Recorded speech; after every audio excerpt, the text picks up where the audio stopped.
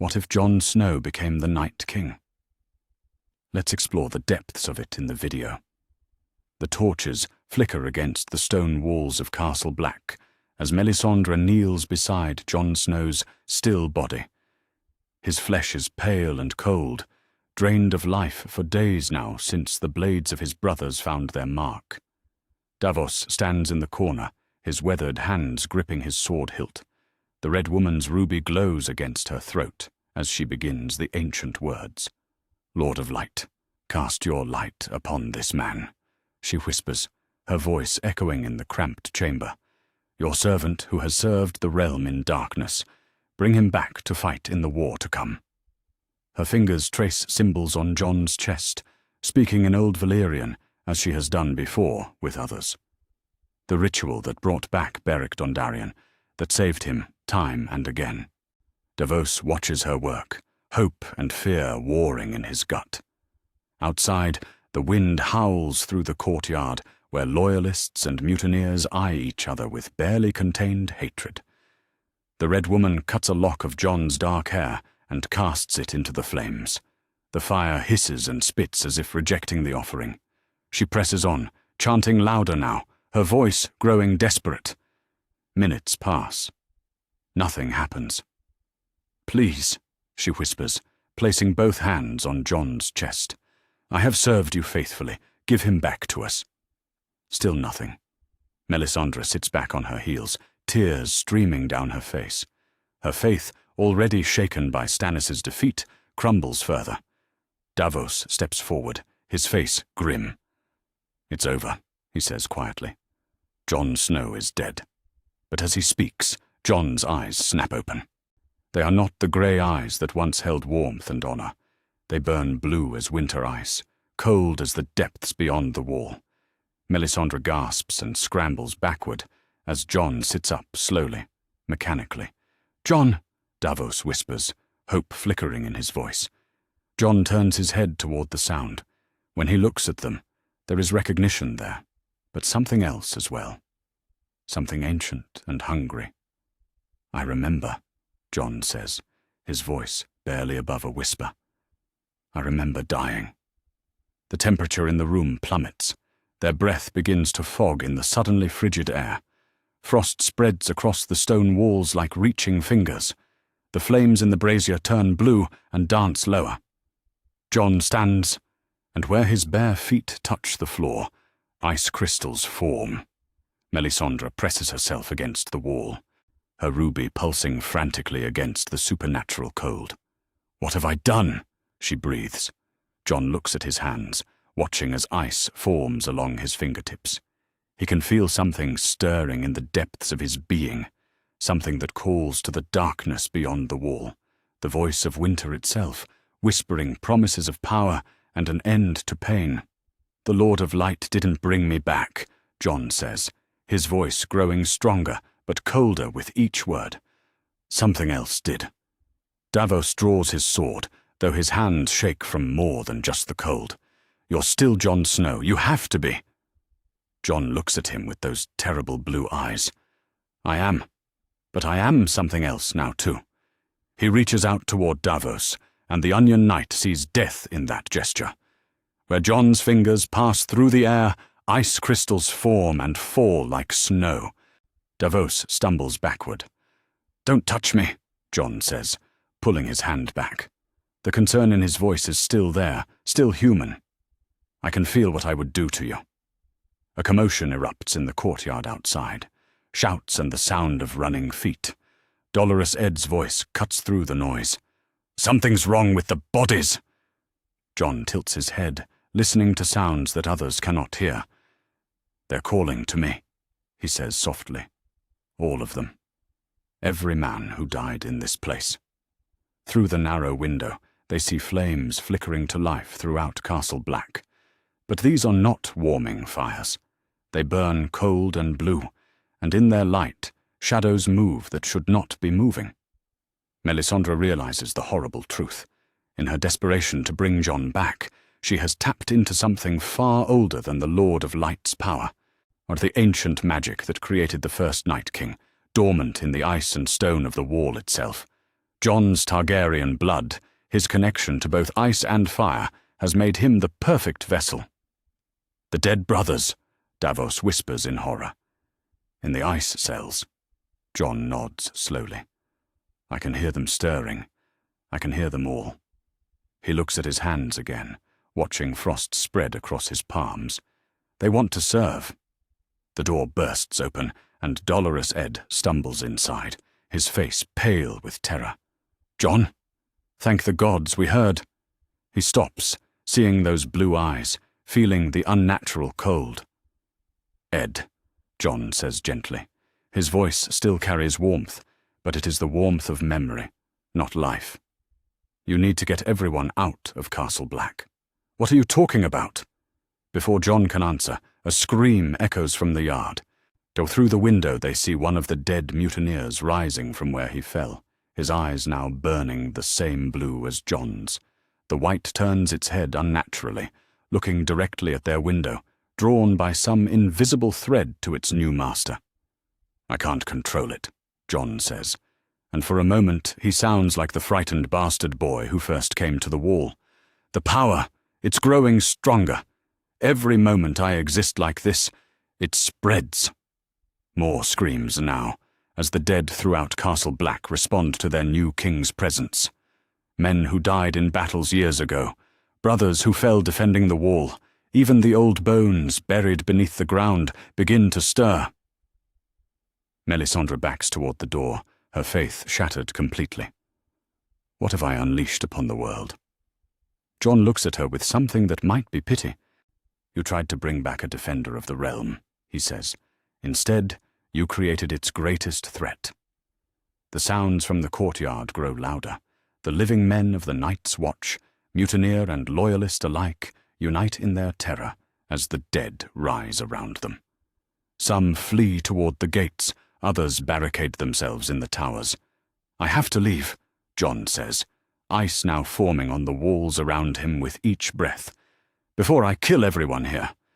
But even as he says it, he can feel the dark hunger growing, the whispered promises of power, of an end to all the wars and suffering of the realm, a cold peace, eternal and unbreakable. Davos keeps his sword drawn but makes no move to attack. "You're still Jon Snow in there. You can fight this." "Can I?" Jon asks, and in his voice they hear the echo of something vast and ancient. Or will Jon Snow simply be the memory that the new Night King carries? Ghost begins howling somewhere in the castle, a sound of loss that cuts through the chaos. Even the great direwolf can sense what his master has become. Jon looks out the window at the spreading chaos, at the blue flames dancing in the darkness, at his new kingdom of the dead. When he turns back to them, his face is set with terrible resolve. "Tell them I'm sorry," he says. "Tell them Jon Snow died at Castle Black, and something else took his place." The last thing they see before the cold claims the room entirely as Jon Snow, walking into the darkness, ice trailing in his wake, the dead of Castle Black falling into step behind him like an honor guard. The Night King has risen again, and this time he remembers what it was like to be human. The hours after Jon's transformation pass like a waking nightmare at Castle Black, the fortress that has stood for 8,000 years as a bulwark against the darkness, now hosts that very darkness within its walls. Jon stands in the Lord Commander's chamber, watching frost spread across the ancient stones with each breath he takes. The room grows colder by the minute. The fire in the hearth gutters and dies, despite the fresh logs Dolorous Ed keeps adding. Ice crystals form on the windows, turning them opaque. Jon can feel the castle itself reacting to his presence, as if the very stones remember what he has become. "We can't stay here," Davos says, his weathered face grim as he watches Jon struggle with his new nature. The men are terrified. Half have already fled through the tunnel. Jon nods, though he doesn't turn from the window. Outside in the yard, the dead mutineers wander aimlessly, their blue eyes glowing in the darkness. They move without purpose, waiting for commands their new master refuses to give. "They're drawn to me," Jon says quietly. I can feel their hunger, their need to serve. Dolorous Ed enters the chamber, his breath fogging in the unnatural cold. Jon, we need to talk about what happens next. The brothers who remain, they're loyal to you. But this... He gestures at the ice forming on the walls. This frightens them. It should, Jon replies, finally turning from the window. His blue eyes reflect the dim candlelight like winter ice. It frightens me too. But even as he speaks, Jon feels something calling to him from deep beneath the castle. A whisper in his mind, ancient and insistent. The crypts, or something waits for him in the depths below Castle Black, in the places where the dead have been laid to rest for thousands of years. I need to go down to the crypts, he says suddenly. Why? Davos asks, his hand moving instinctively to his sword hilt. Jon shakes his head, not sure how to explain the compulsion growing within him. There are things down there. Old things. I can hear them calling. The truth is more disturbing than he wants to admit. With each passing hour, Jon's connection to the dead grows stronger. He can sense every corpse within the castle walls, every set of bones buried in the frozen ground. They whisper to him in voices only he can hear, telling him stories of their lives, their deaths, their longing for purpose. Don't go down there alone, Ed says firmly. If you must go, I'd take some of us with you. No. Jon's voice carries a note of command that wasn't there before, an authority born of supernatural power. I won't risk anyone else. He leaves them in the chamber, making his way through corridors that grow colder with his passing. The remaining brothers he encounters step aside, their faces pale with more than just the chill. Some bow their heads respectfully. Others can barely look at him. Ghost appears at his side as he descends the narrow stairs to the crypts, the great direwolf's red eyes reflecting the blue glow that now emanates from Jon's skin. The wolf whines softly, sensing the change in his master, but remaining loyal nonetheless. At least you still know me, Jon murmurs, running his fingers through Ghost's white fur. Where he touches, frost forms briefly before melting away. The crypts beneath Castle Black are older than the castle above. Carved from the living rock, they house the remains of Lord Commanders, stretching back centuries. Ancient brothers of the Night's Watch, men who died defending the realm from the very darkness that Jon now embodies. As he walks deeper into the crypts, the whispers grow louder. Not voices exactly, but impressions. Memories of the dead seeping into his consciousness like water through stone. He learns their names, their fears, their final moments. Jeor Mormont speaks to him of duty and sacrifice. Corin Halfhand tells him of hard choices. Men whose bones have rested here for decades or centuries share their wisdom with their new king. But it's not just the recent dead who call to him. In the deepest parts of the crypts, in chambers that haven't been opened in living memory, Jon feels the presence of something far older. Bodies from the time of the Long Night itself, brothers who fought the first Night King and his army of whites. Jon's hand moves to the wall, and where he touches, the stone cracks with cold. Behind the ancient masonry, he senses dozens of corpses, warriors who died fighting the darkness 8,000 years ago. Their bones sing to him with an energy that makes his new nature stronger. What are you showing me? He whispers into the darkness. The answer comes not in words but in visions. Images flood his mind, memories not his own, but inherited through the supernatural connection that links all Night Kings across time. He sees the children of the forest, desperate in their war against the First Men, creating the first White Walker by driving dragon glass into a human heart. He sees the long night, when winter fell across the world for a generation. He sees the first Night King's defeat at the hands of the last hero and the founding of the Night's Watch. Jon staggers, overwhelmed by the ancient memories. He understands now why he was transformed. His death at the hands of his brothers, his connection to both Stark and Targaryen bloodlines, his sacrifice for the realm, all of it created the perfect vessel for the Night King's power to inhabit. But unlike the original Night King, who was stripped of his humanity by the children's magic, Jon retains his memories, his will, his capacity for choice. He is something new, a Night King who remembers what it was like to be human. A sound from above breaks his concentration. Footsteps in the corridors, men calling to each other in panic. Or Jon focuses his new senses and realizes what's happening. His presence in the crypts has awakened the dead throughout the castle. Every corpse in every tomb, every brother buried in the castle's yard, they're all stirring to life. He races back up the stairs, Ghost at his side. But he's too late. In the main hall, Dolorous Ed and a handful of loyal brothers have barricaded themselves behind overturned tables.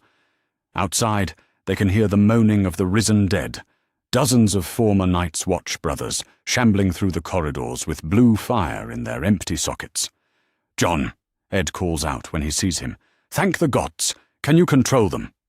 Jon looks around at the chaos his mere presence has caused. The temperature in the hall has dropped so far that their breath comes out in thick clouds. Ice covers every surface. The very air seems brittle with cold. "I don't know," he admits, and the honesty in his voice is perhaps more terrifying than the walking dead outside. He reaches out with his new senses, trying to connect with the Whites shambling through Castle Black. For a moment, he feels their simple minds, their single-minded devotion to their king.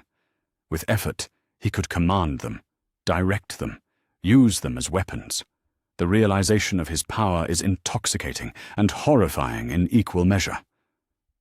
"Stand down," he says. Not loudly, but with absolute authority. Throughout the castle, the Whites stop moving. The moaning ceases. An unnatural quiet falls over Castle Black. Davos emerges from behind the barricade, his face pale but determined. "Can you send them back? Make them lie down again." Jon tries, focusing his will on the dead brothers. But once awakened, they resist returning to their graves. They want to serve, to march, to fulfill the purpose their new king gives them. "They don't want to rest," Jon says, exhaustion creeping into his voice. "They want to follow me." "Then where will you lead them?" Ed asks. Jon looks around at his friends, the men who have stood by him through everything, who even now show loyalty despite their fear. He knows that staying at Castle Black means condemning them to a fate worse than death. His very presence will continue to raise the dead, turn the ancient fortress into a tomb for the living. "Away," he says finally. "I have to leave. Take whoever wants to come and abandon Castle Black. Seal the tunnels. Don't let anyone else come here." "Jon, we can find another way," Davos insists. "There has to be something." "There isn't." Jon's voice carries the weight of absolute certainty. "I've seen what I am now, what I'm becoming. The longer I stay, the more dangerous I become to everyone I care about." He walks to the great hearth, where the fire has long since died. With a gesture of his hand, blue flames spring to life, cold and beautiful and wrong. The fire that burns without warmth, the fire of the dead. "This is what I am now," he says, staring into the unnatural flames. "Not Jon Snow, not the bastard of Winterfell. I am the Night King, and the Night King cannot stay among the living." Ghost whines at his side, the dire wolf's loyalty unwavering even as his master transforms into something alien and terrible. "I'll go north," Jon continues. "Beyond the wall. That's where I belong now." "And the dead?" Ed asks, gesturing toward the doors where the Whites wait in silent ranks. Jon closes his eyes, feeling the pull of dozens of undead minds eager to serve. They'll follow me. They have no choice now. Neither do I. As dawn breaks over Castle Black, Jon Snow, the Night King, leads his growing army of the dead toward the wall. Behind him, the ancient fortress stands empty and cold, its fires extinguished forever. The watch has ended. A new darkness has begun. The raven arrives at Deepwood Motte, just as Lord Glover breaks his fast. The blackbird's wings are heavy with exhaustion from its long flight south from Castle Black, and the message tied to its leg bears news that will shake the very foundations of the North. Glover reads the hastily scrawled words twice before the meaning sinks in. His weathered hands tremble as he sets the parchment down on the wooden table. "Summon my maester," he commands a servant, "and ready ravens for every lord in the North. This cannot wait." The message is simple, but terrible. Castle Black has fallen to darkness. The Night's Watch has abandoned the wall. Jon Snow lives, but he is no longer among the living. Similar ravens carry similar messages to every holdfast in the North. At Last Hearth, Lord Umber stares at the parchment in disbelief. At Bear Island, Lady Mormont crumples the letter in her small fist, her young face set in grim determination. Throughout the North, lords who have served their houses for decades struggle to comprehend what they're being told. But nowhere does the news hit harder than in the small inn where Sansa Stark sits by a crackling fire. They're still 2 days' ride from Castle Black. Brienne watches her lady's face as she reads the message a refugee from the Night's Watch brought to them. The man, a young steward named Pip, sits across from them with haunted eyes, still shaking from what he witnessed. "You're certain of what you saw?" Sansa asks quietly, her voice betraying none of the turmoil inside her. "As certain as I am that I'm sitting here, my lady," Pip replies. "Jon Snow rose from the dead, but not as himself. His eyes burned blue as winter ice. The temperature dropped so fast that water froze in our cups. And the dead," he shudders, "all the dead brothers rose with him." Sansa sets the letter aside and stares into the flames.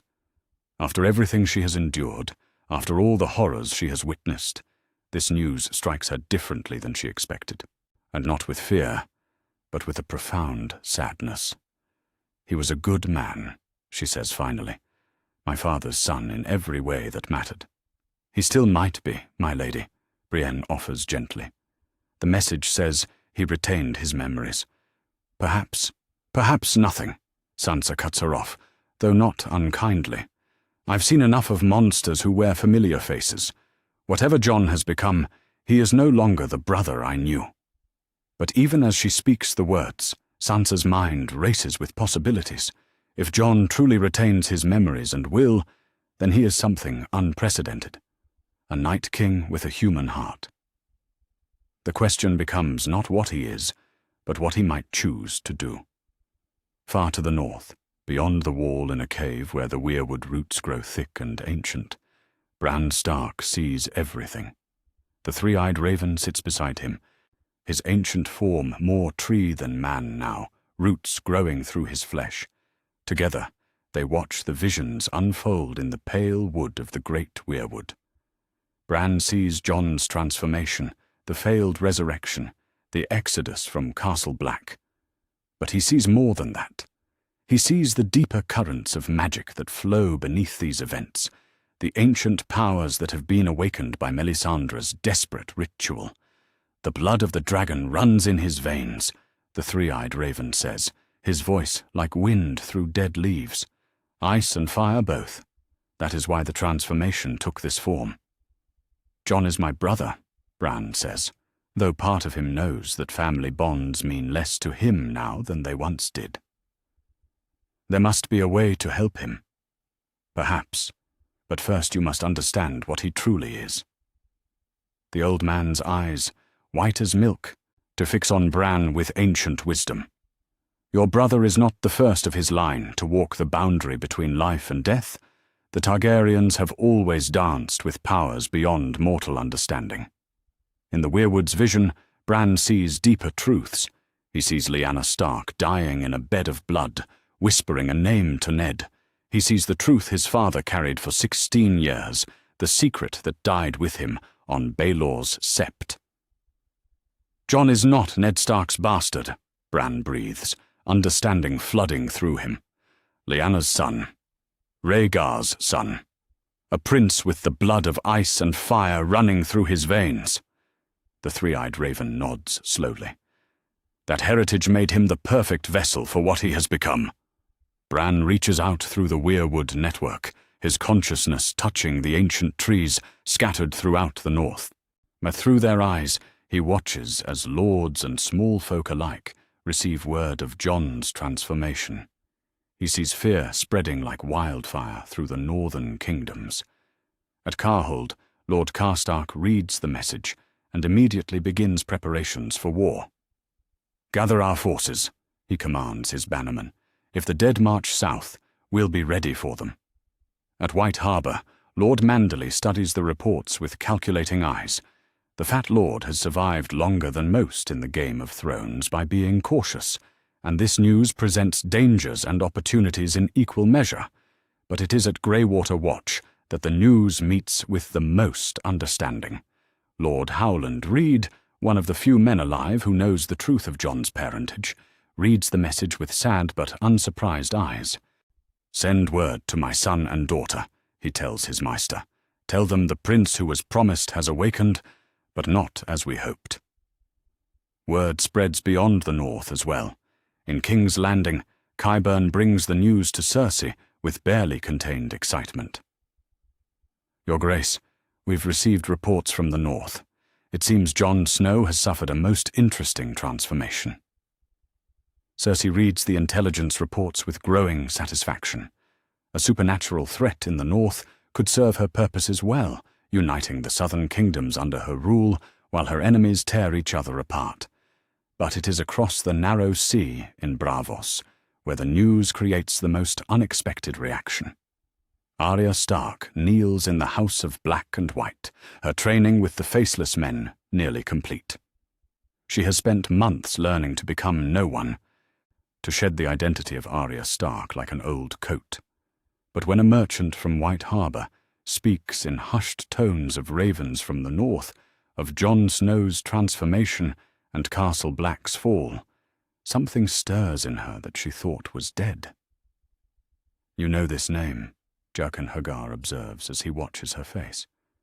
"Jon Snow was no one of importance," Arya lies, but her voice lacks conviction.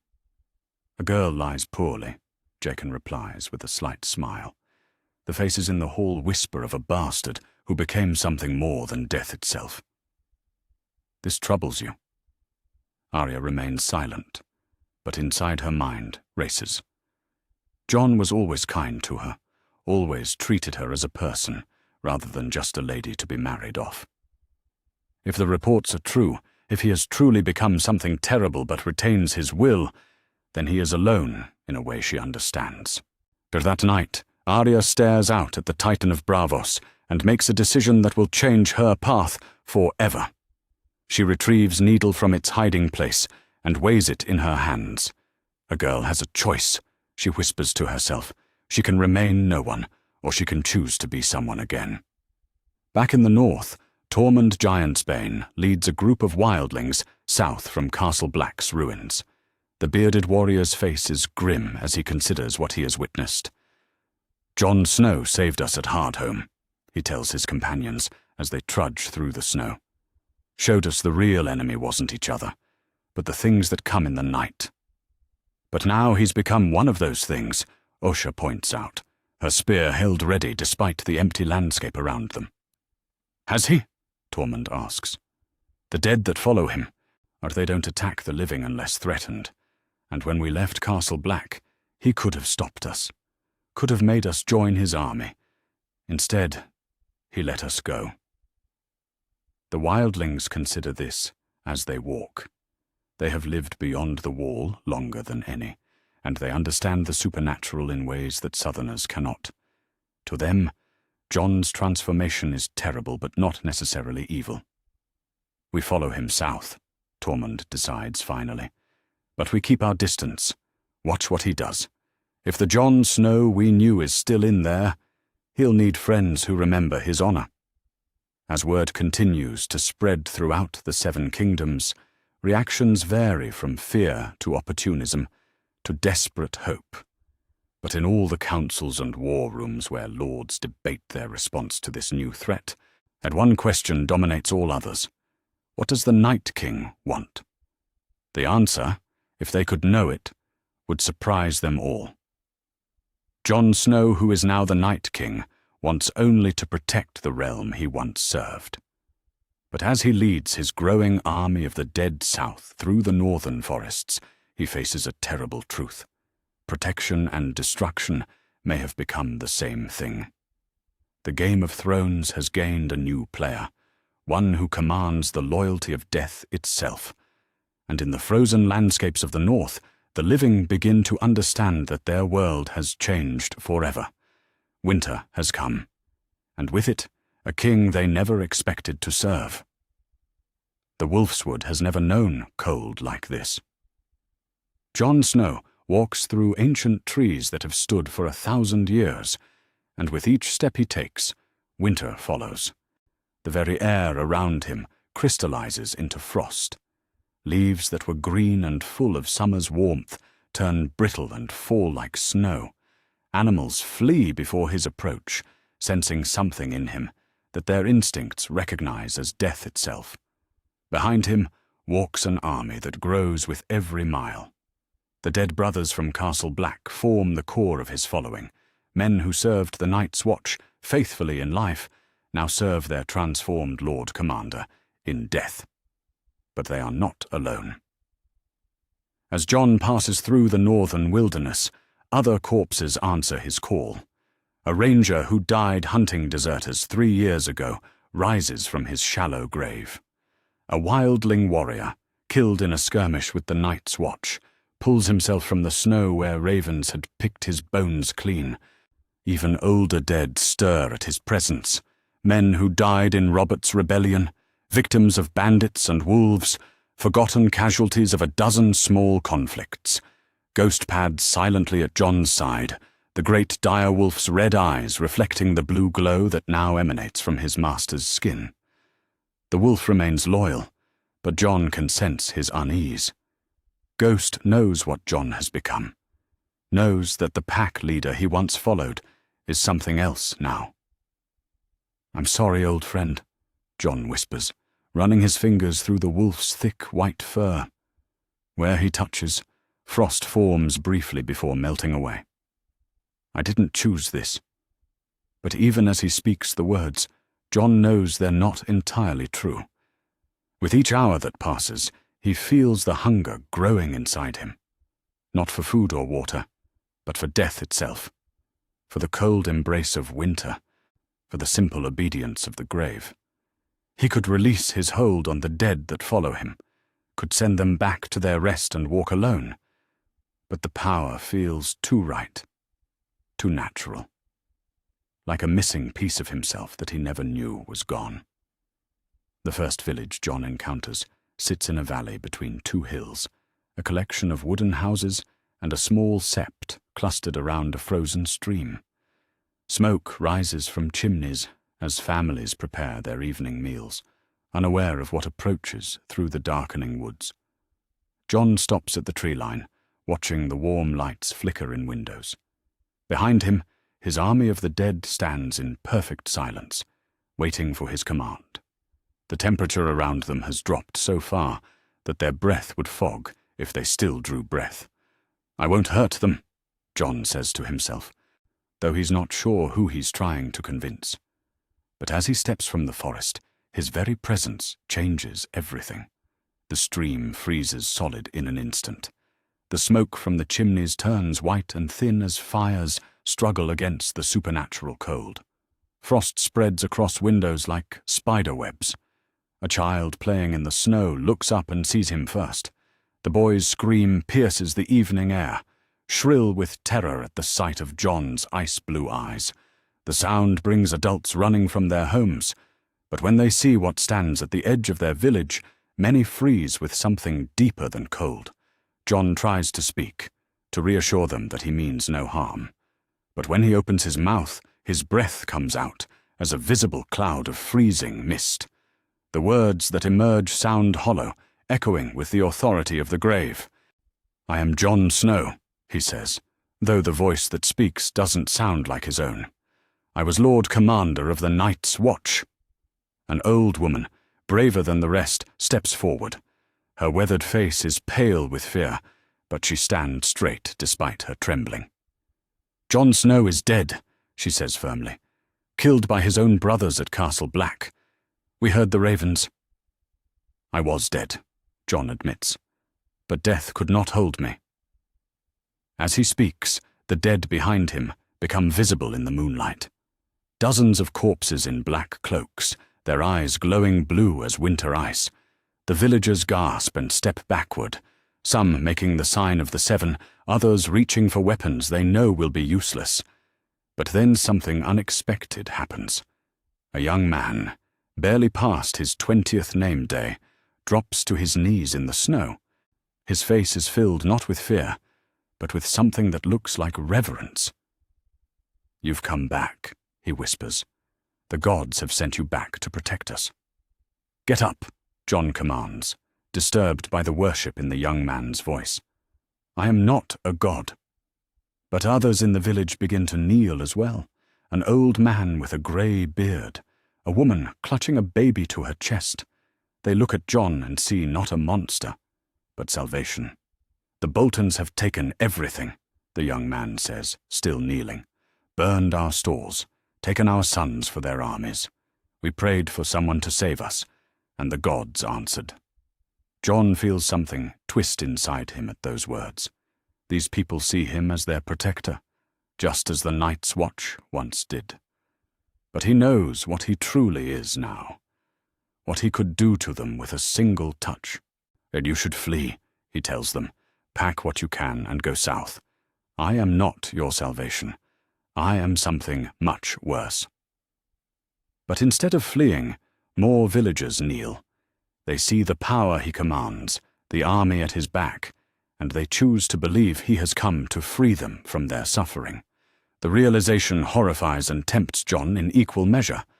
With these dead at his command, he could indeed protect these people, could march on the Dreadfort and tear Ramsay Bolton apart with his bare hands, could bring a cold justice to the north that no living lord could escape. The hunger inside him grows stronger as he considers the possibilities. Jon forces himself to turn away from the village, leading his dead army back into the forest. But as he walks, he can hear some of the villagers following at a distance, drawn by the promise of protection his power represents. By dawn, his living followers number a dozen.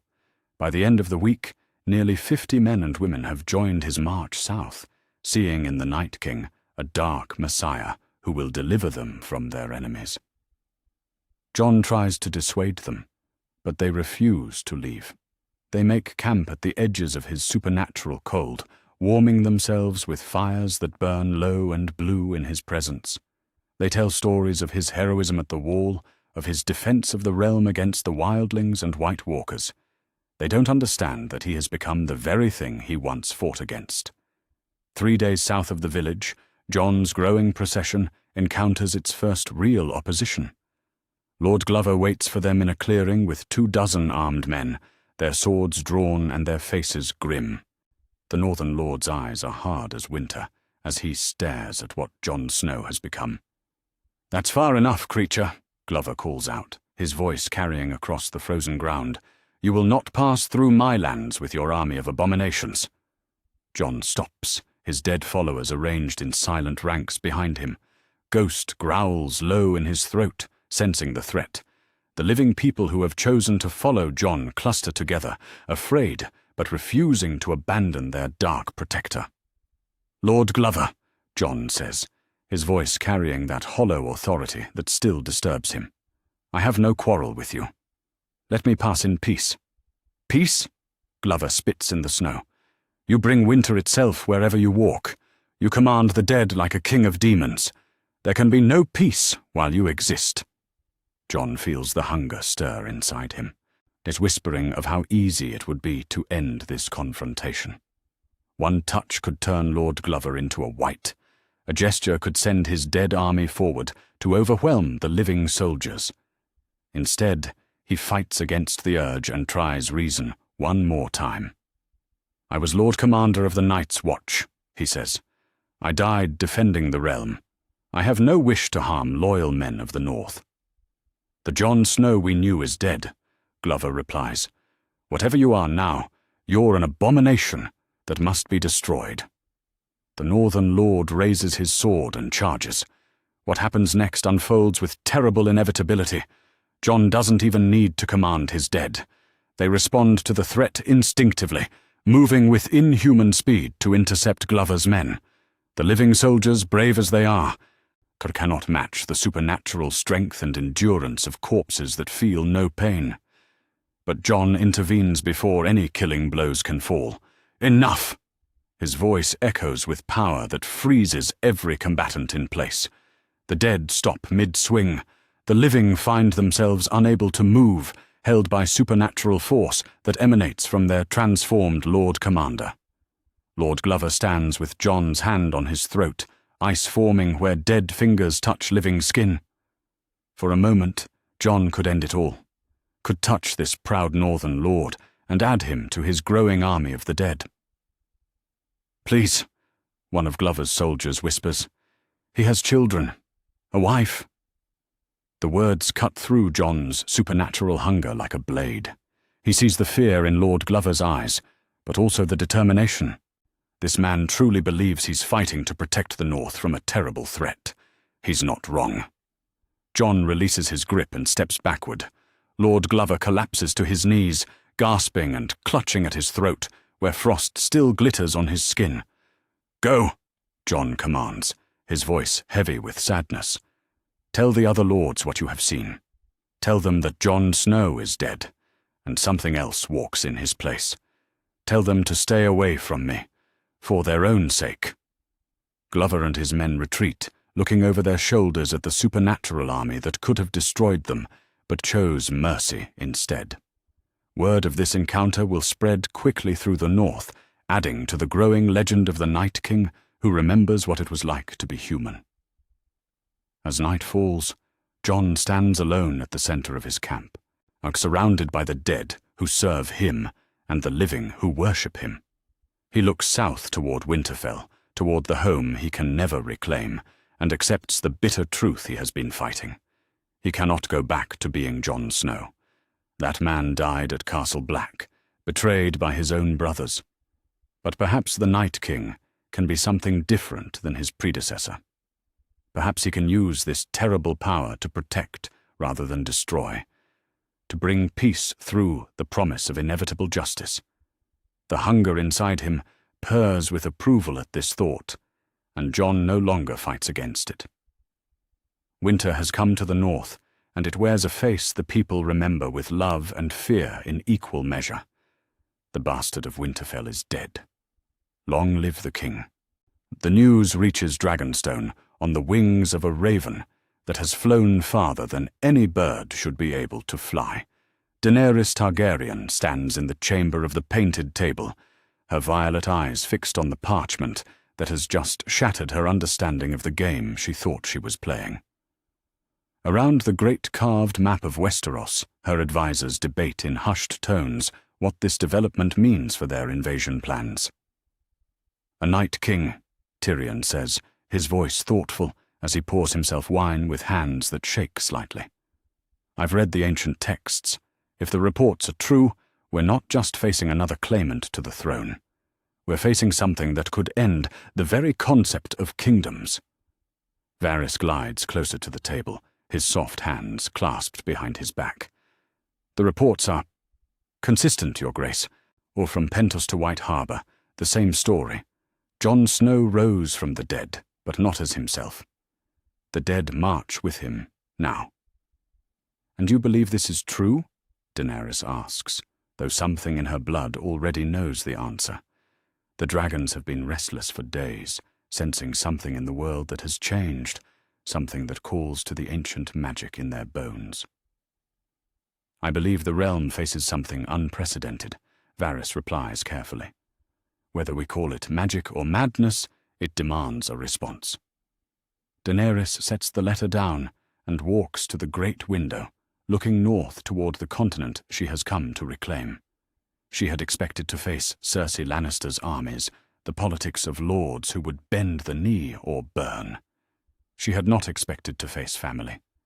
"He's my nephew," she says quietly. "Lyanna Stark's son. Rhaegar's blood." Tyrion raises an eyebrow at this revelation, though Varys seems unsurprised. "You know of his parentage?" "I suspected. The timing, the secrecy surrounding his birth. My brother was not the monster. Songs make him out to be, whatever else his flaws." Daenerys turns from the window, her face set with the determination that has carried her across continents. If Jon Snow truly is what these reports claim, then he is the blood of the dragon, twisted by northern magic into something else entirely. "Then perhaps," Tyrion suggests, "he can be reasoned with. If he retains his memories and will, as the reports claim, then he is not the mindless monster the old stories tell of." But it is Jorah Mormont who speaks against this hope. The knight's weathered face is grim as he steps forward, his loyalty to his queen absolute.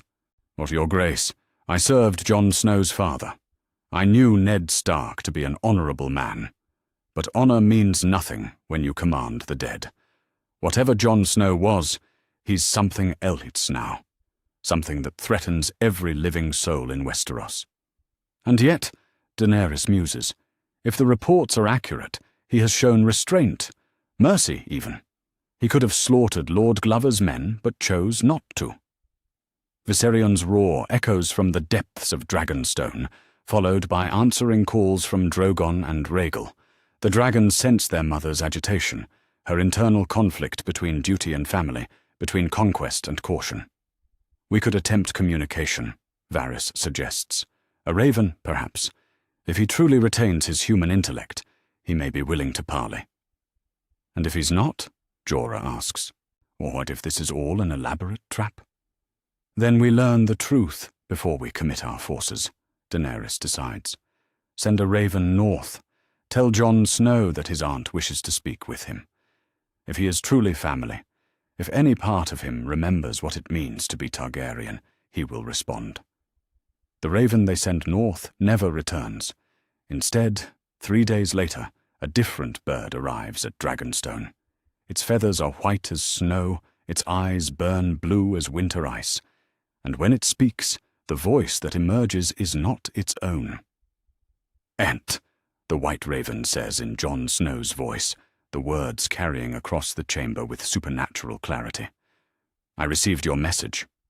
Every person in the room steps backward except Daenerys, who stares at the undead bird with a mixture of fascination and horror. When she speaks, her voice is steady despite the circumstances. "Jon, or should I call you by another title now?" "I am still Jon Snow," the raven replies, "though I am other things as well. You seek to meet with me. Why?" "Because you are family. Because the realm has enough enemies without us being counted among them. Because I would know what you intend for the people of Westeros." The raven tilts its head with movements that are too sharp, too precise for a living bird. "I intend to protect them, as I always have. As I tried to do when my own brothers put daggers in my back."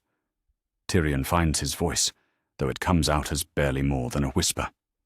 "Protect them by commanding an army of the dead?" "The dead do not betray," Jon's voice responds through the raven. "The dead do not scheme or plot or break their oaths. They serve faithfully, without question, without ambition." "And the living?" Daenerys asks. "What of those who still draw breath?" "They have nothing to fear from me, so long as they offer no threat to the innocent." The raven's blue eyes fix on her with uncomfortable intensity. "Can you say the same, Dragon Queen? When you land on Westeros with fire and blood, will you spare those who have done no wrong?" The question cuts deeper than Daenerys expected. She has told herself that her conquest will bring peace, that the old order must burn to make way for justice. But she knows the reality of war, knows that innocents die when dragons take the field. "I seek to break the wheel," she says finally, "to free the oppressed and create a better world, As did I once. But I learned that sometimes protection requires becoming the thing others fear most. The raven spreads its wings, and frost forms on the stone table beneath it. Meet with me, if you wish. The twins in 7 days. Come with your dragons, I will come with my army. Let us speak as family, and decide whether we are allies or enemies. The twins? Varys interjects. That's Walder Frey's seat, hardly neutral ground. Walder Frey is old and weak, more concerned with his own survival than the games of kings and queens. The raven replies. He will host our meeting because he has no choice, and because I have already sent his grandson back to him. The implications of those words send a chill through the room that has nothing to do with the supernatural cold radiating from the white raven. You killed a Frey? Tyrion asks. I returned a Frey.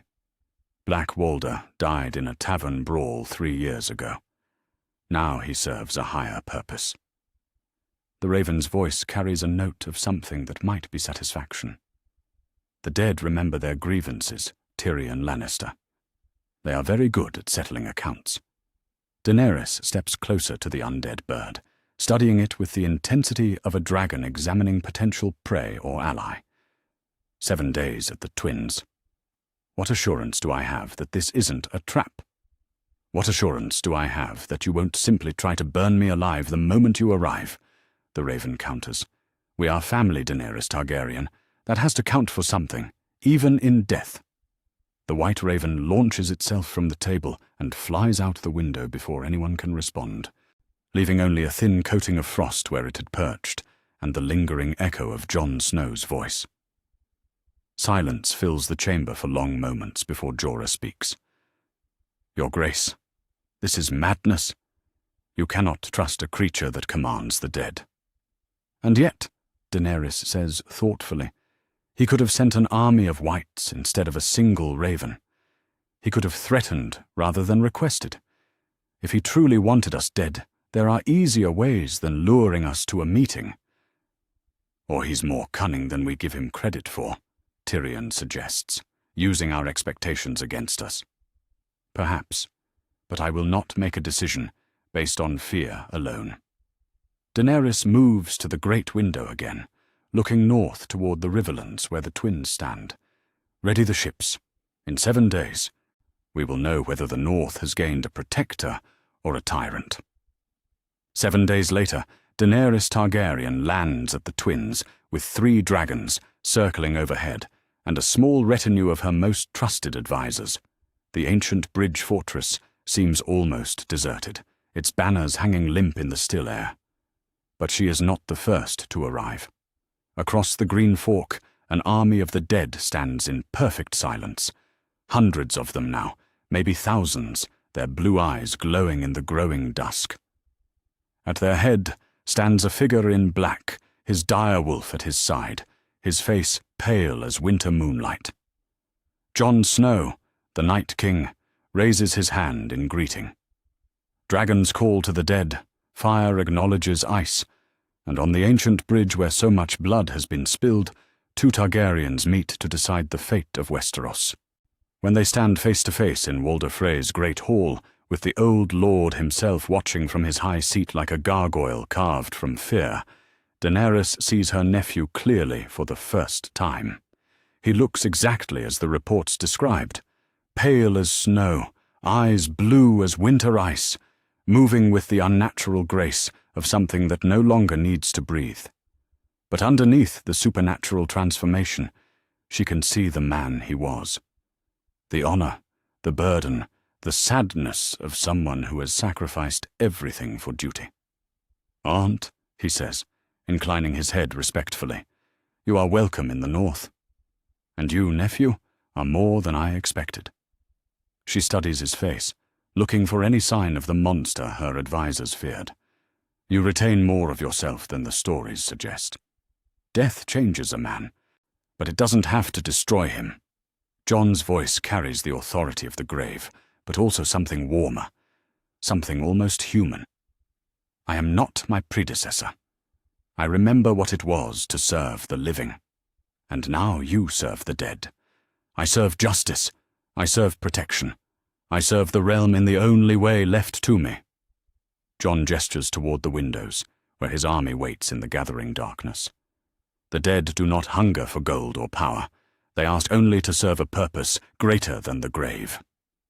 Outside, dragons roar and circle, while the army of the dead remains utterly silent, two forces that should not exist in the same world, finding common ground in their shared exile from the normal order of things. Cersei Lannister sits on the Iron Throne, Daenerys says finally. She has usurped what is mine by right. Then we have a common enemy, Jon replies. I have no love for those who put children on thrones through murder and treachery. It is not the alliance either of them expected to forge, ice and fire, death and life, bound together by blood and purpose against a common foe. But as they clasp hands in the Hall of the Twins, her warm flesh against his cold skin, both understand that they have begun something that will reshape the Seven Kingdoms forever. The Game of Thrones has gained 2 new players, and the rules will never be the same. The Raven arrives at the Red Keep on wings black as sin, bearing news that will reshape Cersei Lannister's understanding of the game she has been playing. She sits in her solar, golden hair catching the morning light as she reads the report from Qyburn's extensive network of spies and whispers. The words swim before her eyes, so impossible that she reads them twice before their meaning truly sinks in. Jon Snow lives. Jon Snow commands the dead. Jon Snow marches south with an army of corpses at his back. "Qyburn!" she calls, her voice sharp with the authority of a lioness who has learned to bare her teeth. "Come, quickly!" The former Maester enters with his characteristic soft step, his pale hands folded within his sleeves. His strange resurrection of Sir Gregor has given him confidence in matters that would terrify lesser men, and he approaches the supernatural with scientific curiosity rather than fear. "You have read the reports, Your Grace?" "I have read fairy tales and madness," Cersei replies, though her eyes betray that she believes every word. "Tell me this is some elaborate deception. Tell me that bastard boy is not truly commanding an army of whites." "I'm afraid the reports are quite consistent across multiple sources," Qyburn says, with something approaching excitement. "From Lys to White Harbour, the same story emerges. Jon Snow has undergone some form of supernatural transformation. The implications for our understanding of life and death are extraordinary." Cersei sets the parchment down, with hands that tremble only slightly. In her mind, she is already 3 moves ahead, seeing opportunity where others might see only catastrophe. How many know of this? Word is spreading throughout the Seven Kingdoms, though many refuse to believe it. The faith militant preaches that it is divine punishment for the realm's sins. The maesters debate whether such transformations are possible, but the northern lords, they are taking it seriously. Good. Cersei moves to the great window overlooking Blackwater Bay, her green eyes calculating. Then they will be looking for someone to protect them, someone with the strength to stand against this supernatural threat. She turns back to Qyburn, and her smile would frighten a dragon. "Begin preparations immediately. I want wildfire stockpiled throughout the city. If the dead do not burn as the living do, then we will find ways to make them burn. Have your little birds spread word throughout the realm that Queen Cersei stands ready to defend the faithful against this abomination." "Your Grace," Qyburn says carefully, "so you are Queen Mother, not Queen. King Tommen. King Tommen is a boy who will do as his mother counsels." Cersei's voice carries the iron certainty of someone who has never let legal technicalities stand in her way. And what mother would not protect her child from monsters? Within hours, the Red Keep becomes a hive of activity. Ravens fly to every corner of the Seven Kingdoms, carrying messages sealed with the Lannister lion. Some go to lords who have remained loyal to the Iron Throne, others to houses that might be swayed by the promise of protection from supernatural threats. The message is always the same. the crown stands ready to defend the realm against the undead menace from the north. All loyal subjects should look to King's Landing for safety and strength. But it is the raven sent to Old Town that carries the most important message of all. The faith and the citadel must speak with one voice, Cersei dictates to her maester. This Jon Snow is an abomination against the natural order, a creature spawned by dark magic and foreign gods. The Seven have chosen their faithful servants to stand against this evil. Any who give aid or comfort to the Night King are enemies of the realm and of the gods themselves. Grand Maester Pycelle, ancient and trembling, struggles to keep up with her words. Your Grace, such strong language. Perhaps we should consult with His High Holiness. His High Holiness will see the wisdom in uniting against a common enemy. Cersei cuts him off. The faith militant preaches about divine justice, but here is their chance to prove their devotion. In the training yards below the Red Keep, Sir Gregor Clegane, now called Sir Robert Strong, practices his swordwork against wooden dummies that splinter and break under his superhuman strength. The mountain's resurrection has left him something more and less than human, a perfect weapon for his queen.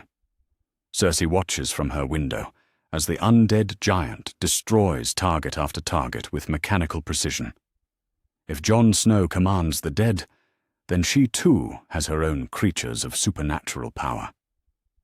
Can he defeat a Night King? She asks Qyburn. Sir Robert is stronger than any living man, feels no pain, knows no fear, the former Maester replies. But a Night King's power comes from ancient magic we do not fully understand.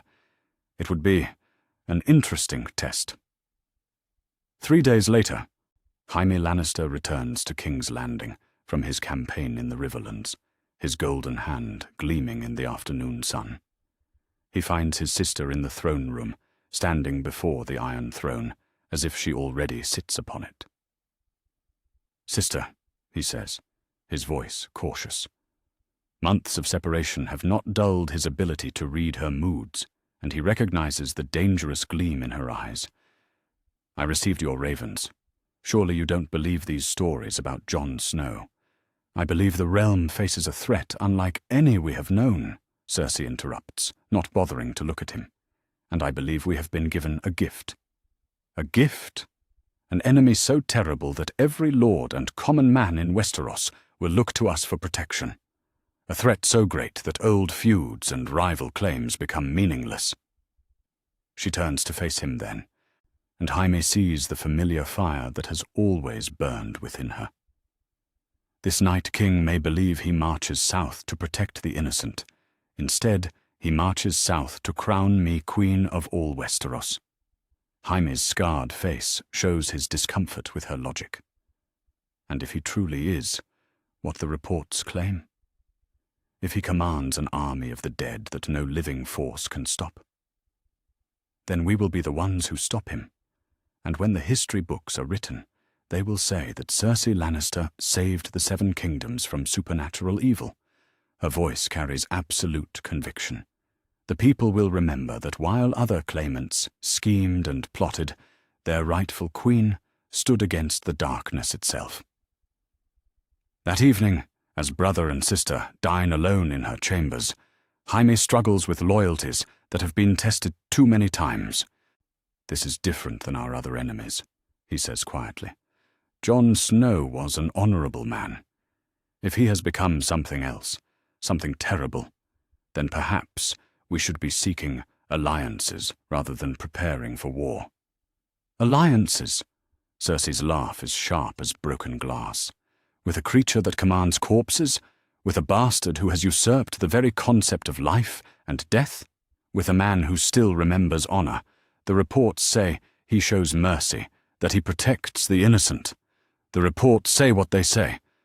But I know what I see." Cersei rises from her chair, wine making her cheeks flush with color. "I see opportunity. I see the chance to unite the Seven Kingdoms under Lannister rule by painting ourselves as their saviors." Before Jaime can respond, a commotion in the courtyard draws their attention to the window. Below, a group of ironborn ships has arrived at the harbour, their black sails marked with the kraken of House Greyjoy. "It seems we have visitors," Jaime observes. The visitor proves to be Euron Greyjoy himself, arriving with the cocky swagger that has marked his entire bloody career. He strides into the throne room an hour later, his dark eyes gleaming with the same opportunistic hunger that Cersei recognizes in herself. "Your Grace," he says, with a bow that manages to be both respectful and mocking. "I have come to offer my services in your war against the dead." "My war?" Cersei asks, though she makes no effort to deny the implication. "The Iron Islands have felt the cold winds from the north. My ships have seen strange lights in the northern waters, heard tales from trading vessels about armies of corpses marching south." Euron grins. "You're showing teeth that have been sharpened to points. When the dead come calling, the living must stand together." "And what do you offer, Lord Greyjoy?" 1,000 ships, 10,000 men, and knowledge of how to kill things that should already be dead." His grin widens. "The Ironborn have sailed the ghost waters of Vias Dothrak, traded with the warlocks of Korth. We know something of magic and monsters." Cersei studies this dangerous man who has sailed from across the world to offer his sword. Like her, he sees opportunity in catastrophe. "And what do you want in return?" "A crown, eventually. A queen to share it with, perhaps." Euron's eyes rake over her with undisguised hunger. "But for now, I want to see this Night King broken and his army scattered to the winds. The dead have no place among the living." That night, as Cersei plans her strategy for the coming war, she feels something she has not experienced in years: genuine confidence in victory. She has gold, she has wildfire, she has the support of the faith and the promise of Iron Island ships. Most importantly, she has the perfect enemy, one terrible enough to unite the realm behind her, yet still human enough to be defeated. Ravens fly through the darkness, carrying her proclamations to every corner of Westeros. The message is simple and compelling. The crown calls all loyal subjects to defend the realm against the supernatural evil that threatens them all. By dawn, King's Landing buzzes with preparation for a holy war. Wildfire specialists work day and night to prepare their terrible weapons. The faith militant sharpens their swords and prays for divine strength. Our merchants arrive with wagons full of supplies, eager to profit from the coming conflict. In the Sept of Baelor, the High Sparrow preaches to growing crowds about the divine test that faces the realm. "The Seven have sent us a great evil to test our faith," he declares, his voice echoing through the ancient stones. "But they have also provided us with the strength to overcome it. In Queen Cersei, we see the mother's protection. In the faith militant, we see the warrior's sword." Cersei listens to reports of these sermons with deep satisfaction. The faith that once threatened her now serves her purposes perfectly. But it is Qyburn who brings her the most interesting intelligence of all. "Your Grace," he says, entering her chambers with a thick leather tome under his arm. "But I have been researching the ancient texts about the original Night King. There are possibilities." "What kind of possibilities?" "The children of the forest created the first Night King with dragonglass daggers to the heart. But the magic that binds such creatures can be redirected." Qyburn's eyes shine with the fervor of a man who sees scientific opportunity in supernatural horror. "If we could capture this Jon Snow, study the magic that transformed him, we could create our own Night King," Cersei finishes, her voice filled with terrible understanding. "Or better, a creature with all his power but bound to serve the Iron Throne." Qyburn sets the tome down on her table, its pages filled with diagrams of ancient rituals and forgotten magics. "Imagine it, Your Grace. An army of the dead that serves not the North, but King's Landing." Cersei stares at the book, at the possibilities it represents, and her smile could freeze blood. The Game of Thrones has never been played at stakes this high, but Cersei Lannister has always believed that the highest stakes offer the greatest rewards. Let the Night King come south. Let him bring his army of corpses and his dreams of protection. She will be ready, and when the war is over, there will be only one queen left standing over the Seven Kingdoms, living or dead. Harrenhal stands beneath a blood-red sunset, like a wound carved into the earth itself. The ancient castle has seen more death than any other place in Westeros, its melted towers and twisted stone bearing witness to centuries of slaughter. Now, as Jon Snow's army of the dead approaches from the north, it prepares to add another chapter to its grim history. Jaime Lannister stands on the highest intact tower, his golden hand gripping the stone battlements as he watches the supernatural army spread across the horizon. Behind him, 3,000 Lannister soldiers prepare for a battle unlike any they have ever fought. Wildfire specialists check their equipment one final time. Archers string their bows with arrows dipped in the green substance that burns hotter than dragonfire. "How many?" asks Ser Adam Marbrand, Jaime's most trusted lieutenant. "Too many to count," Jaime replies, his scarred face grim as he studies the approaching host. They move like a tide of death itself. Below in the courtyard, Sir Robert Strong stands motionless as a statue. The mountain's resurrection has left him something more and less than human, and he awaits the coming battle with the patience of the dead. His massive sword gleams in the fading light, ready to test supernatural strength against supernatural strength. As darkness falls over the riverlands, Jon Snow emerges from the ranks of his army. He walks alone across the empty ground between the two forces, Ghost padding silently at his side. The great direwolf's red eyes reflect the torchlight from Harrenhal's walls, while Jon's own eyes burn blue as winter ice. "Jaime Lannister," Jon calls, his voice carrying across the distance with unnatural clarity. "I would speak with you." Jaime descends from the tower, leaving his sword behind in a gesture of parley. He meets Jon halfway between the armies, close enough to see the frost that forms with each breath from the transformed bastard's lips. "Jon Snow," Jaime says, his voice carrying a mixture of sadness and steel. "Or should I call you by another name now?" "I am still Jon Snow," comes the reply, though the voice that speaks carries the authority of the grave. "Though I am other things as well. You need not die here tonight, sir. Withdraw your forces. Let me pass. You know I cannot do that." Jaime's green eyes study the man he once knew, looking for any trace of the honorable bastard who served at the wall. "Cersei has declared you an enemy of the realm. She commands me to stop you. Cersei commands much that serves only herself." Jon steps closer, and the temperature between them drops noticeably. "I remember you, Jaime. I remember the man who saved King's Landing from wildfire, the man who killed a mad king to protect the innocent. That man would not serve a tyrant's ambition." For a moment, Jaime wavers. The Jon Snow he remembers was indeed honorable, a man who chose duty over desire, sacrifice over safety.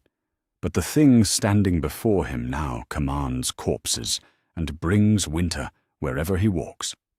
"The man I was failed to save your father," Jaime says quietly, "failed to prevent a dozen other tragedies. Perhaps that man's judgment cannot be trusted. Perhaps. Or perhaps he simply needs to choose which side deserves his loyalty." Jon's blue eyes reflect the torchlight like chips of ice. "I do not wish to kill you, sir, but I will not let you stand in my way." The parley ends with both men understanding that words will not settle this conflict. Jon returns to his army, while Jaime climbs back to the battlements to prepare for war. Or the battle begins at the stroke of midnight, when the dead are strongest. Jon raises his hand, and his army surges forward like a black tide. Thousands of wights, their eyes glowing blue in the darkness, throw themselves against Harrenhal's ancient walls with inhuman determination. They feel no pain, no fear, and care nothing for their own preservation. The Lannister archers loose their first volley, arrows trailing green fire as they arc through the night sky. Where the wildfire strikes whites, it burns with terrible intensity, consuming the undead in flames that cannot be extinguished.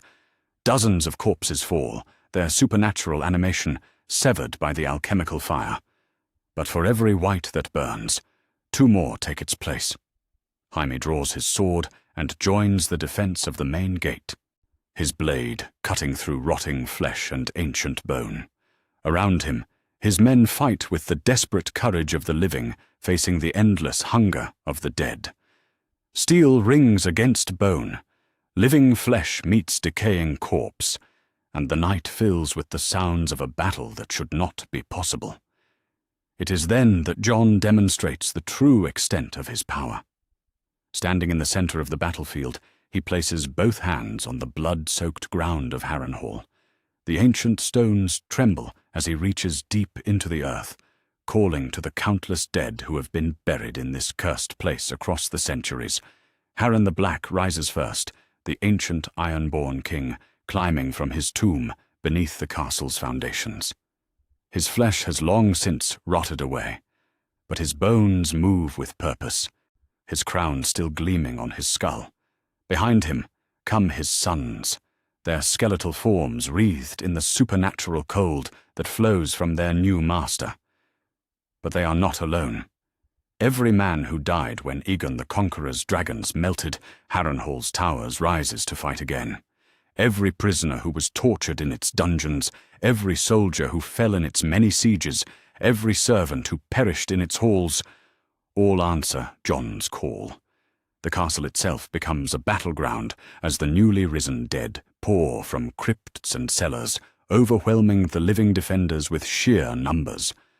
Jaime finds himself fighting a skeleton in rusted mail who might have died 100 years ago, while his men face enemies that should have been dust decades past. "Fall back to the inner keep," Jaime shouts. But his voice is nearly lost in the chaos, as hundreds of ancient corpses swarm through Harrenhal's corridors. It is in the Great Hall, surrounded by the banners of a dozen dead houses, that Jaime faces his greatest test.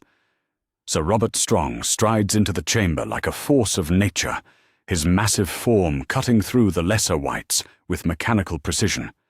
The mountain's unnatural strength sends ancient bones flying, his sword cleaving through spine and skull with equal ease. But then Jon Snow enters the hall. The temperature plummets so quickly that living men's breath fogs instantly. Frost spreads across the walls like spider webs, and the torches flicker low as supernatural cold battles, supernatural heat. "You brought him here," Jon says, looking at the mountain with something that might be curiosity. Qyburn's creation, art death serving death, but bound by different masters.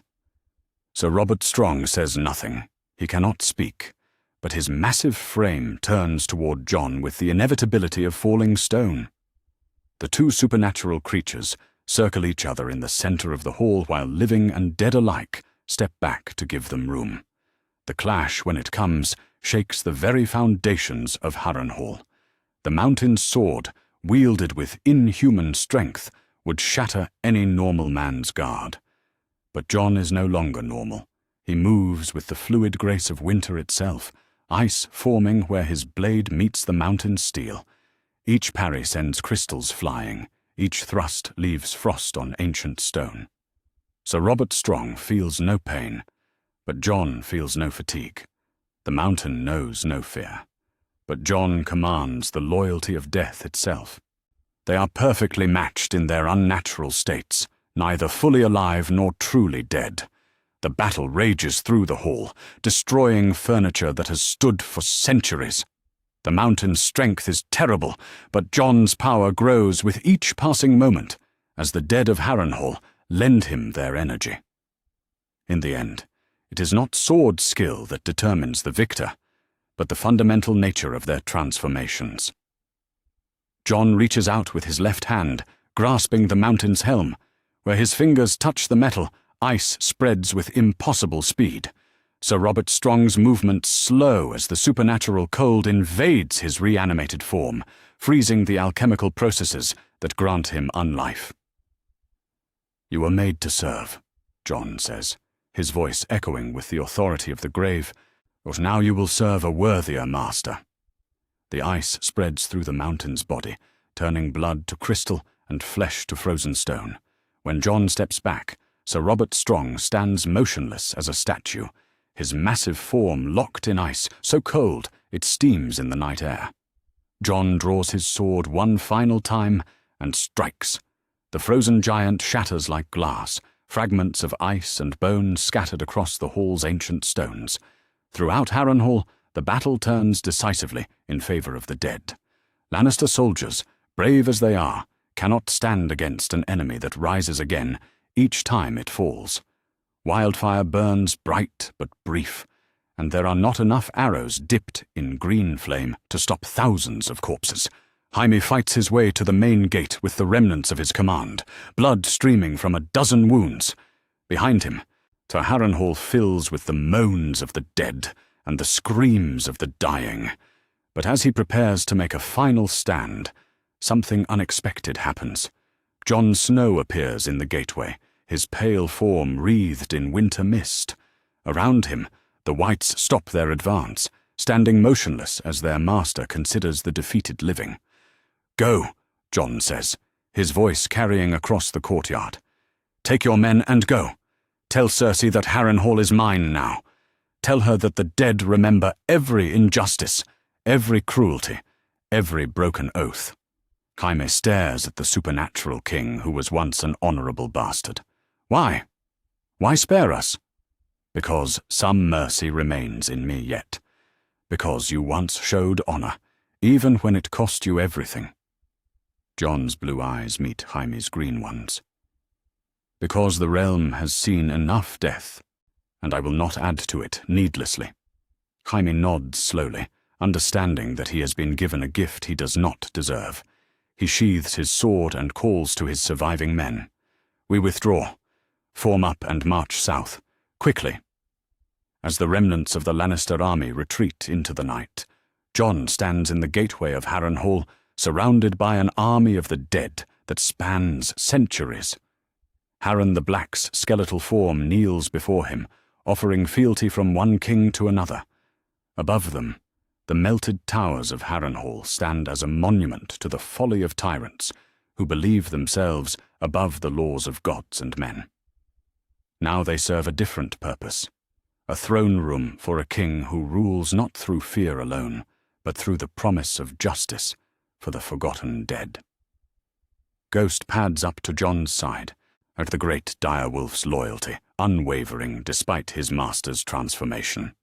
Together they stand in the cursed castle, surrounded by the ghosts of history and the promise of a future none can predict. The Night King has claimed his seat, and from Harrenhal he will judge the living by the standards of the dead. Winter has found its throne at last, in the ruins of the Three-Eyed Raven's cave, where ice and silence reign eternal. Bran Stark communes with voices that echo across time itself. The ancient grove lies shattered now, its sacred trees split and frozen by the Night King's assault weeks ago. The original Three-Eyed Raven's body remains where it fell, more root than flesh, his blind eyes closed forever. But in the weirwood network that spans all of Westeros, his consciousness lingers like memories carved in living wood. Bran sits among the broken roots, his hand pressed against the pale bark of the heart tree. Through the network, he feels the pulse of every weirwood from the wall to dawn, each tree a window into past, present, and future. In this place, where time bends and breaks, he searches for answers to the terrible question that haunts him. How can Jon Snow be saved? The magic that bound the first Night King. The Three-Eyed Raven's voice whispers through the wood, no longer flesh, but pure knowledge woven into the trees. It came from a specific source, dragonglass from the heart of Dragonstone itself, forged in the fires that birthed dragons. Bran sees the vision unfold before him. The children of the forest, desperate in their war against the first men, carrying dragonglass daggers to a sacred grove. But not just any dragonglass. These blades were carved from the living stone beneath Dragonstone, where dragon eggs incubated for millennia, where fire and stone became one. The original Night King was bound to that specific stone, the ancient voice continues. As is your brother now. The dragonglass that transformed him calls to its source, draws power from the deep places where dragons sleep. Then if we destroy the source, Bran whispers, understanding flooding through him, we might sever Jon's connection to the Night King's power. Perhaps, but such magic demands a price. The dragonglass beneath Dragonstone is not separate from the dragon's power, it is part of it. To destroy one might destroy both. The vision shifts, showing Bran the great chambers beneath Dragonstone, where veins of black stone pulse with ancient magic. Here, dragon eggs once drew power to hatch. Here, the first dragonglass daggers were carved. And here, the key to Jon's salvation lies buried in stone that burns without flame. Bran opens his eyes in the ruined cave, his mind racing with terrible possibilities. To save his brother, he might have to doom the dragons that could protect the realm from Cersei's madness. But if he does nothing, Jon will remain trapped between life and death forever. Through the Weirwood network, he sends his consciousness south, touching trees throughout Westeros until he finds the minds he seeks. Sansa sits by a fire in an abandoned holdfast 3 days south of the Twins, her auburn hair catching the firelight as she reads reports from northern lords.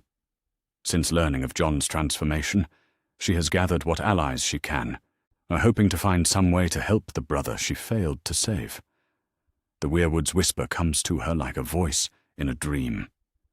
"Sister." She looks up, startling but sees only the empty room. Then understanding dawns.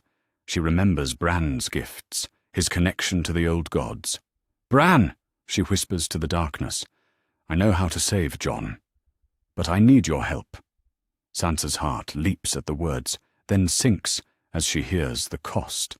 A mission to Dragonstone, while Daenerys leads her dragons in support of Jon's war against Cersei. A desperate gamble to destroy the source of the Night King's power, knowing it might doom the dragons in the process. "We'll need others," she says finally. "This isn't a task for one person alone." "I've already reached out," Bran's voice whispers through the wood. "More help is coming." Arya Stark stands on the deck of a trading ship, bound for White Harbor, her grey eyes fixed on the approaching coastline of Westeros. She has abandoned her training with the Faceless Men, choosing to be Arya Stark rather than no one, choosing family over the promises of death. When Bran's voice touches her mind through a weirwood grove visible from the harbor, she listens with the patience she learned in Braavos. "Brother," she says softly, understanding the mission without needing long explanation. Her skills, learned in the House of Black and White, are perfect for infiltrating Dragonstone. She can wear faces, move unseen, become anyone she needs to be. If anyone can reach the dragonglass chambers while dragons soar overhead, it is her. "I'll need a ship," she says, "and someone who knows the old rituals." Both are arranged. Sam Tarly rides hard from Old Town, his master's chain jangling with each step of his horse. The ravens from Bran found him deep in the Citadel's restricted vault, researching ancient texts about the binding of White Walkers. When he learned of the mission, he gathered every scroll and tome that might be relevant. Now he carries the knowledge needed to perform the ritual, how to identify the original dragonglass, how to shatter the binding without triggering a magical catastrophe. The theory, at least. No one has ever attempted to reverse the creation of a Night King. "The ritual must be precise," he mutters to himself as he rides, reviewing the ancient High Valyrian incantations. One word wrong, one gesture missed, and we could make everything worse. 3 days later, and they meet on a fishing vessel in the waters off Dragonstone. Sansa, having travelled swiftly south with a small escort.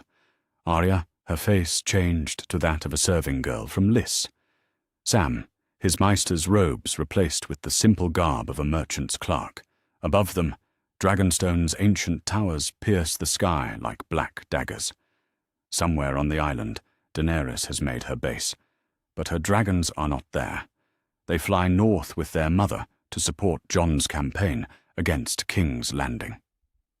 The timing has to be perfect, Sansa says, as they review the plan one final time. If Daenerys returns while we're in the chambers, she won't, Arya replies, adjusting the face she wears. Her dragons are needed at the siege. She won't abandon Jon now that they're allied.